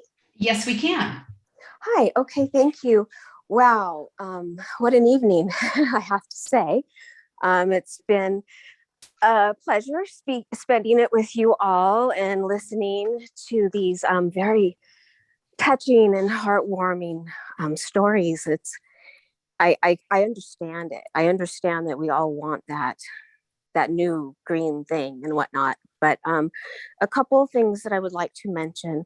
Again, so I didn't say my name is Sharon Martinez. I do reside in Santa Margarita, but I do most of my business in Atascadero. And so if I have a lot of acquaintances and whatnot, I would just like to, my main point before I don't want to go on, because I know everybody's very excited about this. Very well, great speeches. Great. They were great. Two things I'd like to mention is what the previous caller just mentioned is about the customers not knowing. And I know a lot of my customers are senior citizens. And so we heard tonight that you do mailers and social media. And I heard Facebook mentioned. And I want you to know that a lot of people really don't do Facebook anymore. Even last week, their business went down by like 30%. A lot of people just aren't on there. And a lot of people are censored off. So we had to go, those people have to go somewhere else. I am on Facebook. I've never seen any of these advertisements. And so I would just like to encourage you to, I don't know if you can make phone calls, because the leaflets don't work either for those people who pay by electronic payment. They're not really checking their email. They're checking their bank account. Oh, my payment was made. Here we go. So I just really encourage you to really reach out to your communities, maybe, make phone calls, and maybe make the opt-out situation easier. Just make sure that it's smooth and easy and go. But also too, I'm hearing a lot of staff and too, I'm getting down. So now I'm going to look at my notes. That was from my heart. I just really hope that you reach out to the public. That's my main point, is why I'm calling here. You make the opt-out easier. And I wish you the best of luck, because I see where this is going and everybody's excited. So I wish you all luck, and please just reach out to the public and make the opt-out more easy. Thank you very much for your time, and everybody have a great evening. Good night. Thank you, Ms. Martinez. Let's see, I'm checking to see if I don't see Haley Penny in here. Did we have any other callers, Luke, who have come on the line that would like to speak? We do not. Okay, so I'm going to give it a final call. If there's any caller on the line, you can press *9. If there's anyone in the webinar who hasn't yet spoken and you'd like to, go ahead and press the raise hand icon. And I will look to our attendee list to see if there's anybody else. All right. Okay. Oh, I saw Mr. Ray Wyman. I saw your hand go up and then it went right down again. So if you do want to speak, go ahead and put your hand back up.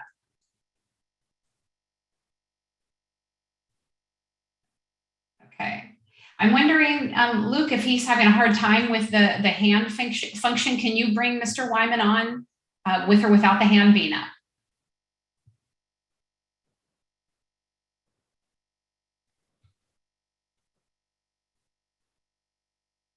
Okay, am I on now? Yes, you are. We've got you. All right. Well, I can't let stand the initial caller, I believe Mr. Kirtland, who said that the energy was mostly imported from coal. That's demonstrably false.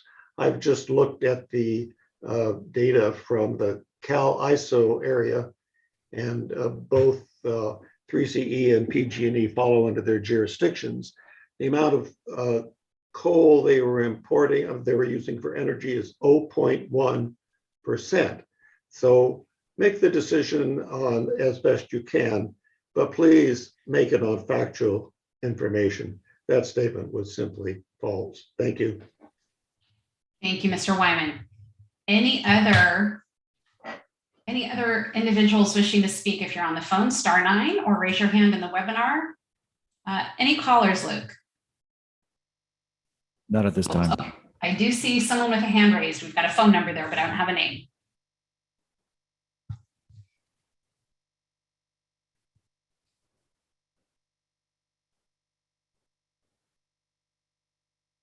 Hi, Dave Walters, Atascadero. Hello. Yeah. Hi. I'm just calling. I hear a lot of negative against PG&E, but as I understand, they're not allowed to really speak on their behalf.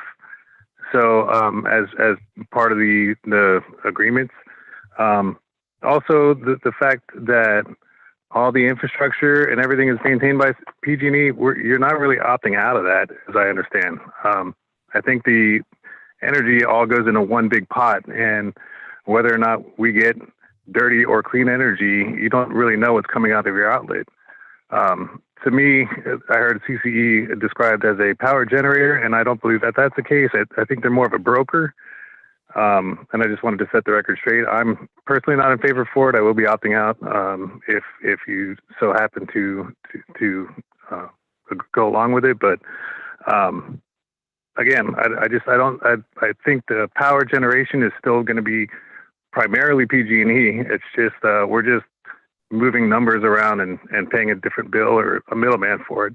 I'd also be interested in what their staff is paid and what their profit margins look like. So, and how that money is generated. So that's all I have to say. But again, I'm just on record as not in favor for it. But if, you know, in eventuality, I see there's a lot of people that are, I will be one that will be opting out. Thank you, Mr. Walters. Are you complete? Thank you. Yes, thank you. Thank you. Okay, still open. If you want to speak, go ahead and get the hand up now. Don't wait, just do it. All right, I'm not seeing any hands. Luke, are there any callers? There are not. All right, so I'm going to go ahead and close public comment on this item and bring it back to council. If there are any questions that came up during this process, feel free to ask those questions, and then we can go into deliberation. Councilmember Borba. Yeah, I had a question for CCE. You know, we've talked a lot about there's a combination of savings to the customer in terms of lesser rates, but also you're putting a lot of money into these various programs. And while I personally would like to see more of it go into rate savings, these programs certainly can benefit a community. But my question is, how, especially as a late coming member of the JPA, how do we ensure that our community gets its fair share of benefits under these programs? You know, and how does the, you know, the board and the organization ensure that there's a relatively equal distribution of the benefits of these programs, so that, you know, when you say, you know, I don't know, you spent a couple $1 million on charging stations, but, you know, they all ended up in Morro Bay or something. How do you ensure that there's some degree of equity across all of the member agencies? Yeah, thank you, council member. That's a great question. You know, the concept of geographic equity is a part of all of our program designs. So if we're partnering with anybody, the CEC or other funding entity, we ensure that we get control over the project siting of our dollars, where they are going. And we look to distribute those projects evenly. So we try through the administration of the program to make it as even as possible, even if it takes, for example, last year with the Farm Bureau or the farm electrification program, we worked really hard to go into the county of San Benito to really encourage people to take advantage of that program. So sometimes it means being more direct with our engagement, but there is certainly a component of trying to make sure that all of our member agencies are equally participating in programs or have the option to participate. As an incoming member, there is a period of time where your customers will need to be participating in the program so that you're paying into those program funds before they become eligible for your customers. That's typically the way that we do it, because we want to be able to make sure that all customers are benefiting and participating, paying into those programs. I hope I answered your question. You did, thank you. Do we have any other questions of 3CE or staff? All right, seeing none. I will just preface this with some of the things I'm thinking about, and then I would love to hear from my colleagues as I'm taking notes on what the public is saying and the things that we heard during the presentation. You know, one of the things that people bring up is savings. And I think there's a bit of a mixed bag on that, where we don't know exactly how much it will be. When I'm looking at these numbers here, I'm seeing that on an individual basis with businesses and residents, it's not terribly significant. It could be in the future, it could not be. We're talking competitive versus giving rebates. So I'm kind of 50-50 on that, I would say. The argument of choice, I get that. Like, I think that's a good argument of, we'd like to have another choice and looking at different things. So, I find that to be compelling. The energy argument, I get the sense that there is the impression amongst a large portion of the public that the investor-owned utility is all, quote unquote, dirty energy, when that actually is not the case. And so I think there's a little bit of a misrepresentation that if you're with the investor-owned utility, you're basically burning coal. And if you go with 3CE or any other, community choice energy company, you're with, lilies and daisies and everything's green. I don't like it when we say that, because it's incorrect information. And so when we look at the comparison right now, the renewable is the same, and they both offer a 100%, renewable option. The mix is fairly, I think PG&E has their mix is a total of about 85% carbon free, and 3CE, we know about 87%, and then there's the unspecified. So it's fairly similar. And so that argument to me doesn't hold as much. The community incentives, I think those are pretty cool. There's some pretty good incentives for the cities, for the community. So I can see that certainly being something that is a positive. When we start to make the comparison between nonprofits and for-profits and money going to shareholders, I mean, there's 4 of us on here that own for-profit businesses. For-profit is not bad. Shareholders are people like the 5 of us, like all of you on this webinar, who have retirement accounts, and we feed our families with, being shareholders in companies. And so I don't see that as a bad thing. I've also seen our, investor-owned utility do a lot in our community. Can I compare, is it apples to apples? Not necessarily. But I think too, one of our callers said, they're not allowed to speak on their behalf, and that's very true. And I'm not here to be a spokesperson for, anyone one way or the other, but I think we have to look at it a little more fairly, if you will. The argument that 93% of people have stuck with it, so that's a good thing. It is a good thing in the sense that, it creates a stable customer base. I don't know how many people really know that they've been switched over or have paid much attention. And so if everybody was automatically opted in, and, unless you were motivated and knew about it to opt out, just like several of you are motivated to be here and talk about, getting into it, if things were reversed and you had to opt in, it wouldn't be 93%. So I just, it's good that it's there. It shows that it's stable, and at least we don't have people that have become sorely disappointed and are bailing out. That creates some stability, but I don't know that that's the best argument. So there's a lot of things that I'm balancing. And I think the biggest thing for me is looking at the city basically being in the energy business. And is that what we want to do? So those are the things I'm wrestling with, and would love to hear from my colleagues where you sit on this. Councilmember Borba. Yeah, thank you, Mayor. For me, this has always been about choice and the opportunity to save money.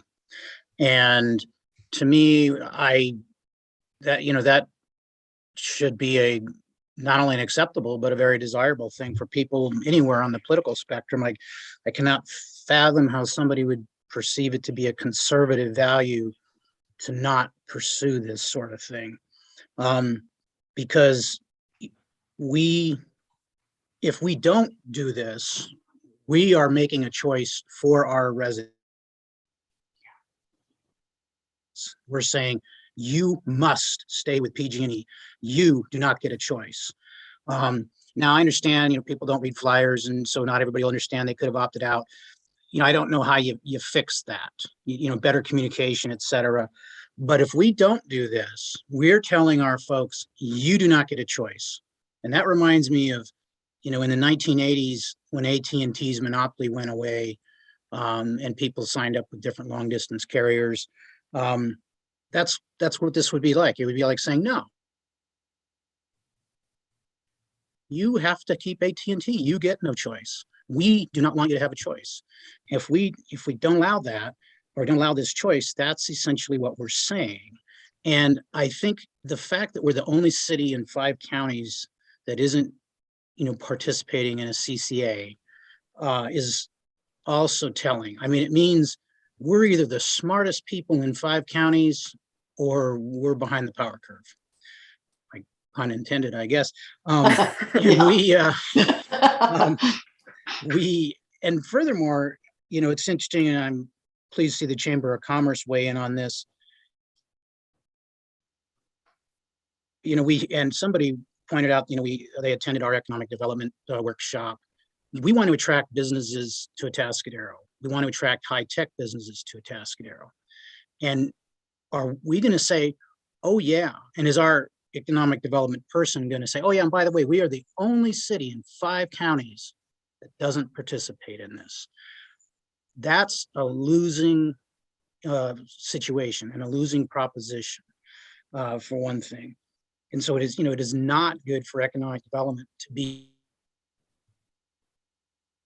the odd one out in that scenario, because that a lot of businesses nowadays, they may want to take pride in pursuing a greener energy portfolio, or et cetera, whatever. They're certainly going to be interested in cost saving potential. But we certainly, it's going to say something about us to those potential businesses about locating here, and it's not going to say something good. And then this organization has proven itself to be a very well-run organization. It paid back its startup loans ahead of schedule. It's built up $140 million reserve, I think ahead of schedule. First one to achieve an S&P A rating. You can't ask for better management. And to one of the callers' points, this organization is run by utility experts. Mr. Tom Habashi is the CEO, is a very experienced utility executive. And, you have elected officials helping set policy. And that's what elected officials are elected to do. But it is run by utility experts, and the proof is in the pudding. I mean, they've been very successful. And I would go back into the Western Community Energy that went bankrupt. I talked to them, and I got their staff report about going into bankruptcy. In doing so, no cities were left holding a financial bag in that, because we're concerned, and rightfully so, about some of the language here.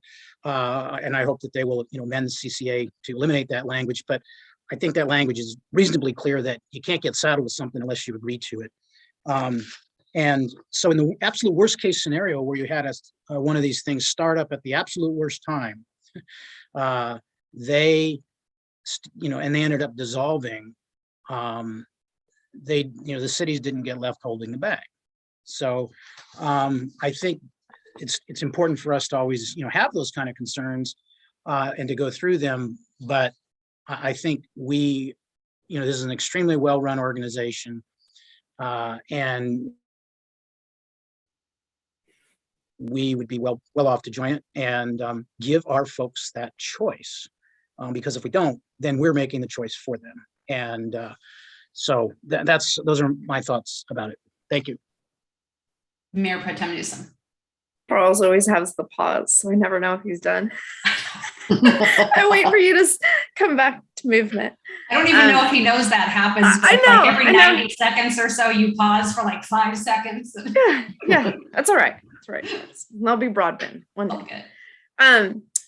So I think that, yes, we are the last city that hasn't weighed in, but we're also not the last organization. And the San Luis Obispo County has chosen not to participate, and they did some extra feasibility studies. And I don't think it's always best to be the first one that makes that decision as we're, trying to get into the power company business. But I also think that being a little bit more conservative, making sure that we're making the best financial decision, that we're making the taking the time and not just investing in a brand new startup to make sure that's where we want to be. I think that we're at the crossroads where we do need to offer the choice to our residents. I think our residents are asking to either participate or not participate. And I think at this point, we need to help them be able to facilitate that choice for themselves. I too am a little bit hesitant on what the savings will be. So as I looked at some of the cost comparisons, PG&E and 3C choice on the tiered rate, residential, commercial, I didn't see any, but a few cents savings. So I think until we're actually participating in that, then at that time we'll start to be able to see real numbers. It's really hard to try to gauge it on how much we're going to save because it's such an unknown, especially with the participation rate in 2024. 2 years from now, so much more could happen, or we could return to an economy that once existed prior to COVID. So there's a lot of changing going on. And I think at this point, giving the residents the choice and doing our extra due diligence to help them and working with CCCE to reach our demographic. We do have an older demographic and help them through that process. I'd hate to increase our seniors or anybody on fixed income to have more expenses or a cost of living that's even more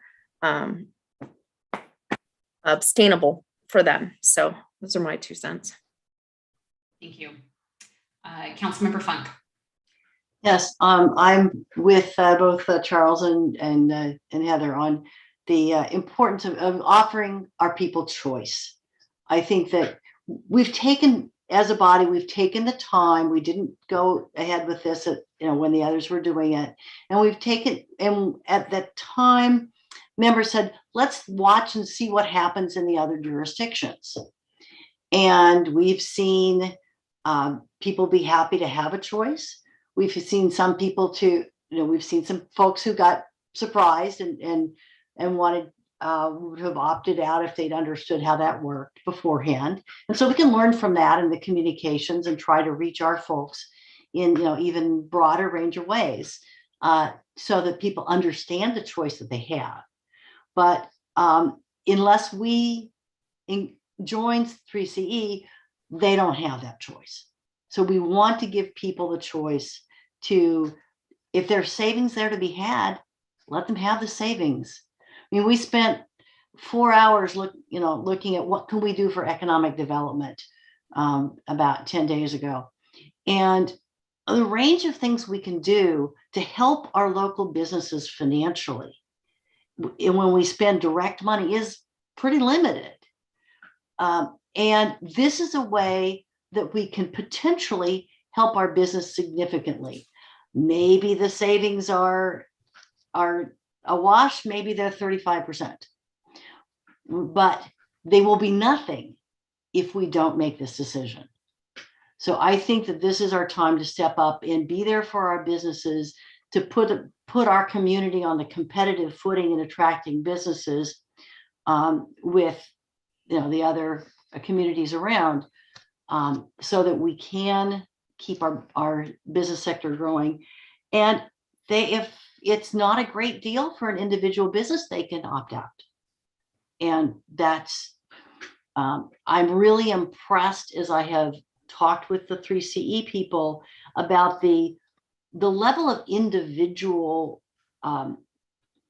counseling that's available when individuals or businesses are trying to make that decision about whether to stay with PG&E or go in with 3CE.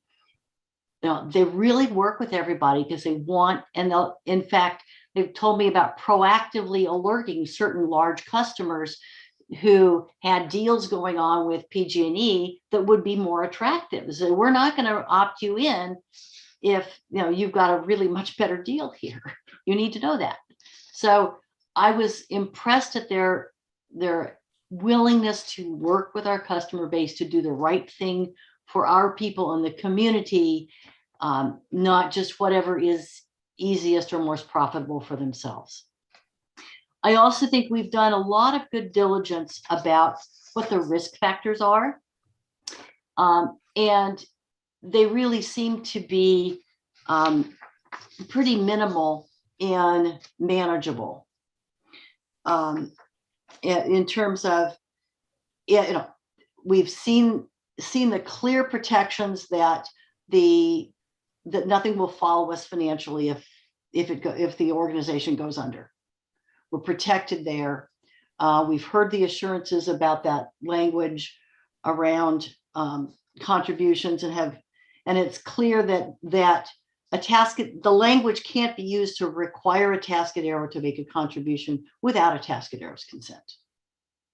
And if that means that the 3CE is going down the tubes, well, then that's where it was going to go. And a little bit of extra money from us won't save it. So if that happens, we'd lose the opportunity to offer that benefit of choice to our community after many years. But in the meantime, we have that to offer. So there's just like no downside. The risk is very small for us as a city. The benefit to us as a customer is likely to be positive.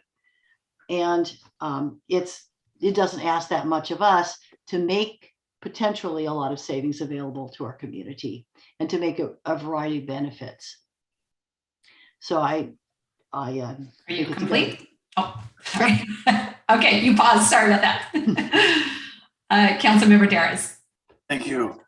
Well, I certainly heard, I feel compelling arguments for both sides, from Mayor Moreno and my other three colleagues as well. And I have to say that I agree with both of you, both sides, on a lot of this. But with that being said, a good question was asked at the beginning by Mayor Pro Tem Newsom, is if this could be something that could be on the ballot. I think that it's probably a little late to consider that, but I think that's would be an interesting avenue to take on this. But all the stuff that we've talked about this evening, the savings as it's shown in the staff report is very minimal. It's almost would be unnoticeable to me on the bill. But I think the most important part is there appears to be very little risk to the consumer, to the business owners and the homeowners, and that's important. The risk to the city appears to be relatively low, almost not there. So that was my biggest concern, is what is the risk?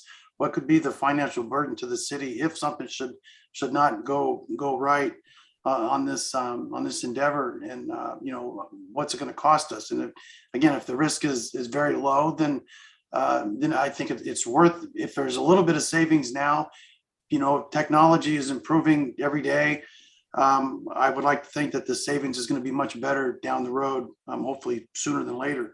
But another very big decision in this whole thing is the choice. I think Councilmember Borba said it best, that we're the five of us are going to be making this decision to either give our consumers an option or not an option. And I think having the option to opt in or opt out, yes, it's maybe it needs to improve on making it a little bit an easier way to opt in or out, or get the information out so people do know that they have that option. But having the choice is, I think, is important. And then lastly, I think 3CE has proven themselves as a very well-run organization. I think they've proven the success and what they've been able to do. Again, which I also feel is the reason why the risk to the city is minimal for us to be able to jump into this. And so I'm in favor of it. I think it's good for our constituents and for the businesses and for the city, for incentives for bringing businesses in, saying that we have something like this as an option.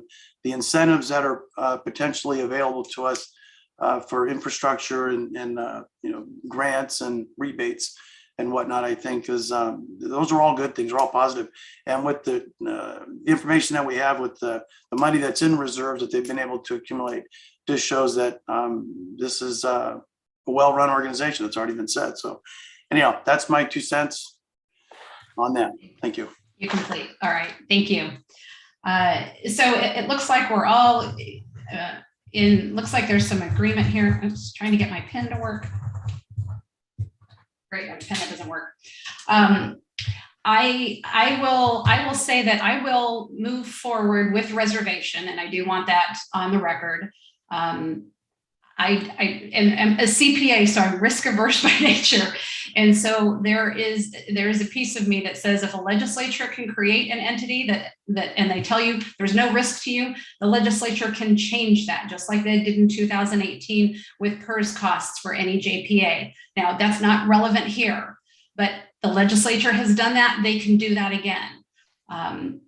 I would really encourage, I appreciate Mr. Shaw saying that we would look at that, at changing that wording in 3.7.1 B2. I think that would be really important because I know legally down the line, a policy board could look at that a different way and try to mount an argument. And again, I'm risk averse. I just want to be safe with that. And we would really ask that a very robust outreach to residents and businesses alike. That is key. But ultimately, I think I'm most swayed by the choice argument. I understand that. I think ultimately we will be back to having no choice, because as there are more CCEs and everybody is automatically opted in, and you only have a small percent that really know what they're doing, everyone will be opted into that. And you've got an investor-owned utility that won't be providing that anymore, and they'll just be running the lines and everything else. And so we'll be back to really having no choice, and it will be government run electricity, which is essentially what it is. But I see the writing on the wall, and this is the way it's going. So with that, I would look to Councilmember Funk to possibly make a motion. I would be honored to move that we introduce the draft ordinance that's found in page 30 of our staff report, and adopt the draft resolution found on page 32 of our staff report. I will gladly second, although I'll gladly defer to one of my colleagues if they want a second. I think we've got a motion by Councilmember Funk, a second by Councilmember Borba, and I will ask our Deputy City Manager and City Clerk, Laura Christensen, to read the title of the ordinance. Really quick, I didn't hear a motion to double my salary. No, you did not. You are very well. It wasn't on the agenda. An ordinance of the City Council of the City of Atascadero, California, authorizing the implementation of a community choice aggregation program by participating in Central Coast Community Energy's Community Choice Aggregation Program. Councilmember Funk? Yes. Councilmember Borba? Yes. Councilmember Daris? Yes. Mayor Pro Tem Newsom? Yes. Mayor Moreno? Yes, ma'am. Motion passes. Thank you. All right, we are now on to our council. We have no management reports, so we're now on to council announcements and committee reports. I would ask, unless there's something really pertinent to say, if we could kind of go through this very quickly or even skip until next time. We do have a closed session to do a little bit on, and it's coming up on 10 o'clock. So I will just kind of go through the squares here. We'll start with Councilmember Funk. I've got more HLOC coming up, and we have no DRC this Thursday. Mayor Pro Tem Newsom. Nothing to report. Councilmember Daris. Real quickly, APCD met about a week and a half ago. The biggest thing on the agenda was the offering up air purifiers for low-income houses because of the increase in smoke and particulate matter in the air. And there was $100,000 allocated for this program. Atascadero is not part of the program because apparently our air quality has been very good and continuing to rise. But in any case, this is a program that's been approved, and we're going to start being able to distribute these purifiers to qualified low-income homes. And that's all I have. Thank you. Great. Thank you. Councilmember Borba. Yes, I have IWMA tomorrow. Most important things will be update on the Joint Powers Agreement amendment and on rate setting for a rate increase to 1383 implementation. And then on Thursday, I have a League of Cities Revenue and Tax Committee meeting. Okay, thank you. I'll just, a couple of things quickly on SlowCog. We are going to be opening up a call on April 6th for a community betterments grant, 7.8 million. And I think our downtown infrastructure investment project checks a lot of those boxes. So I'm hopeful when that call opens and we apply that we'll be quite competitive. So fingers crossed on that. And then also we did vote to develop a broadband action plan similar to what Santa Barbara County has done. So I'm glad we're finally moving forward on that. All right, and with that, I will ask if we have any individual determinations or actions. All right, seeing none, I'm going to recess our regular meeting and we're going to go to closed session.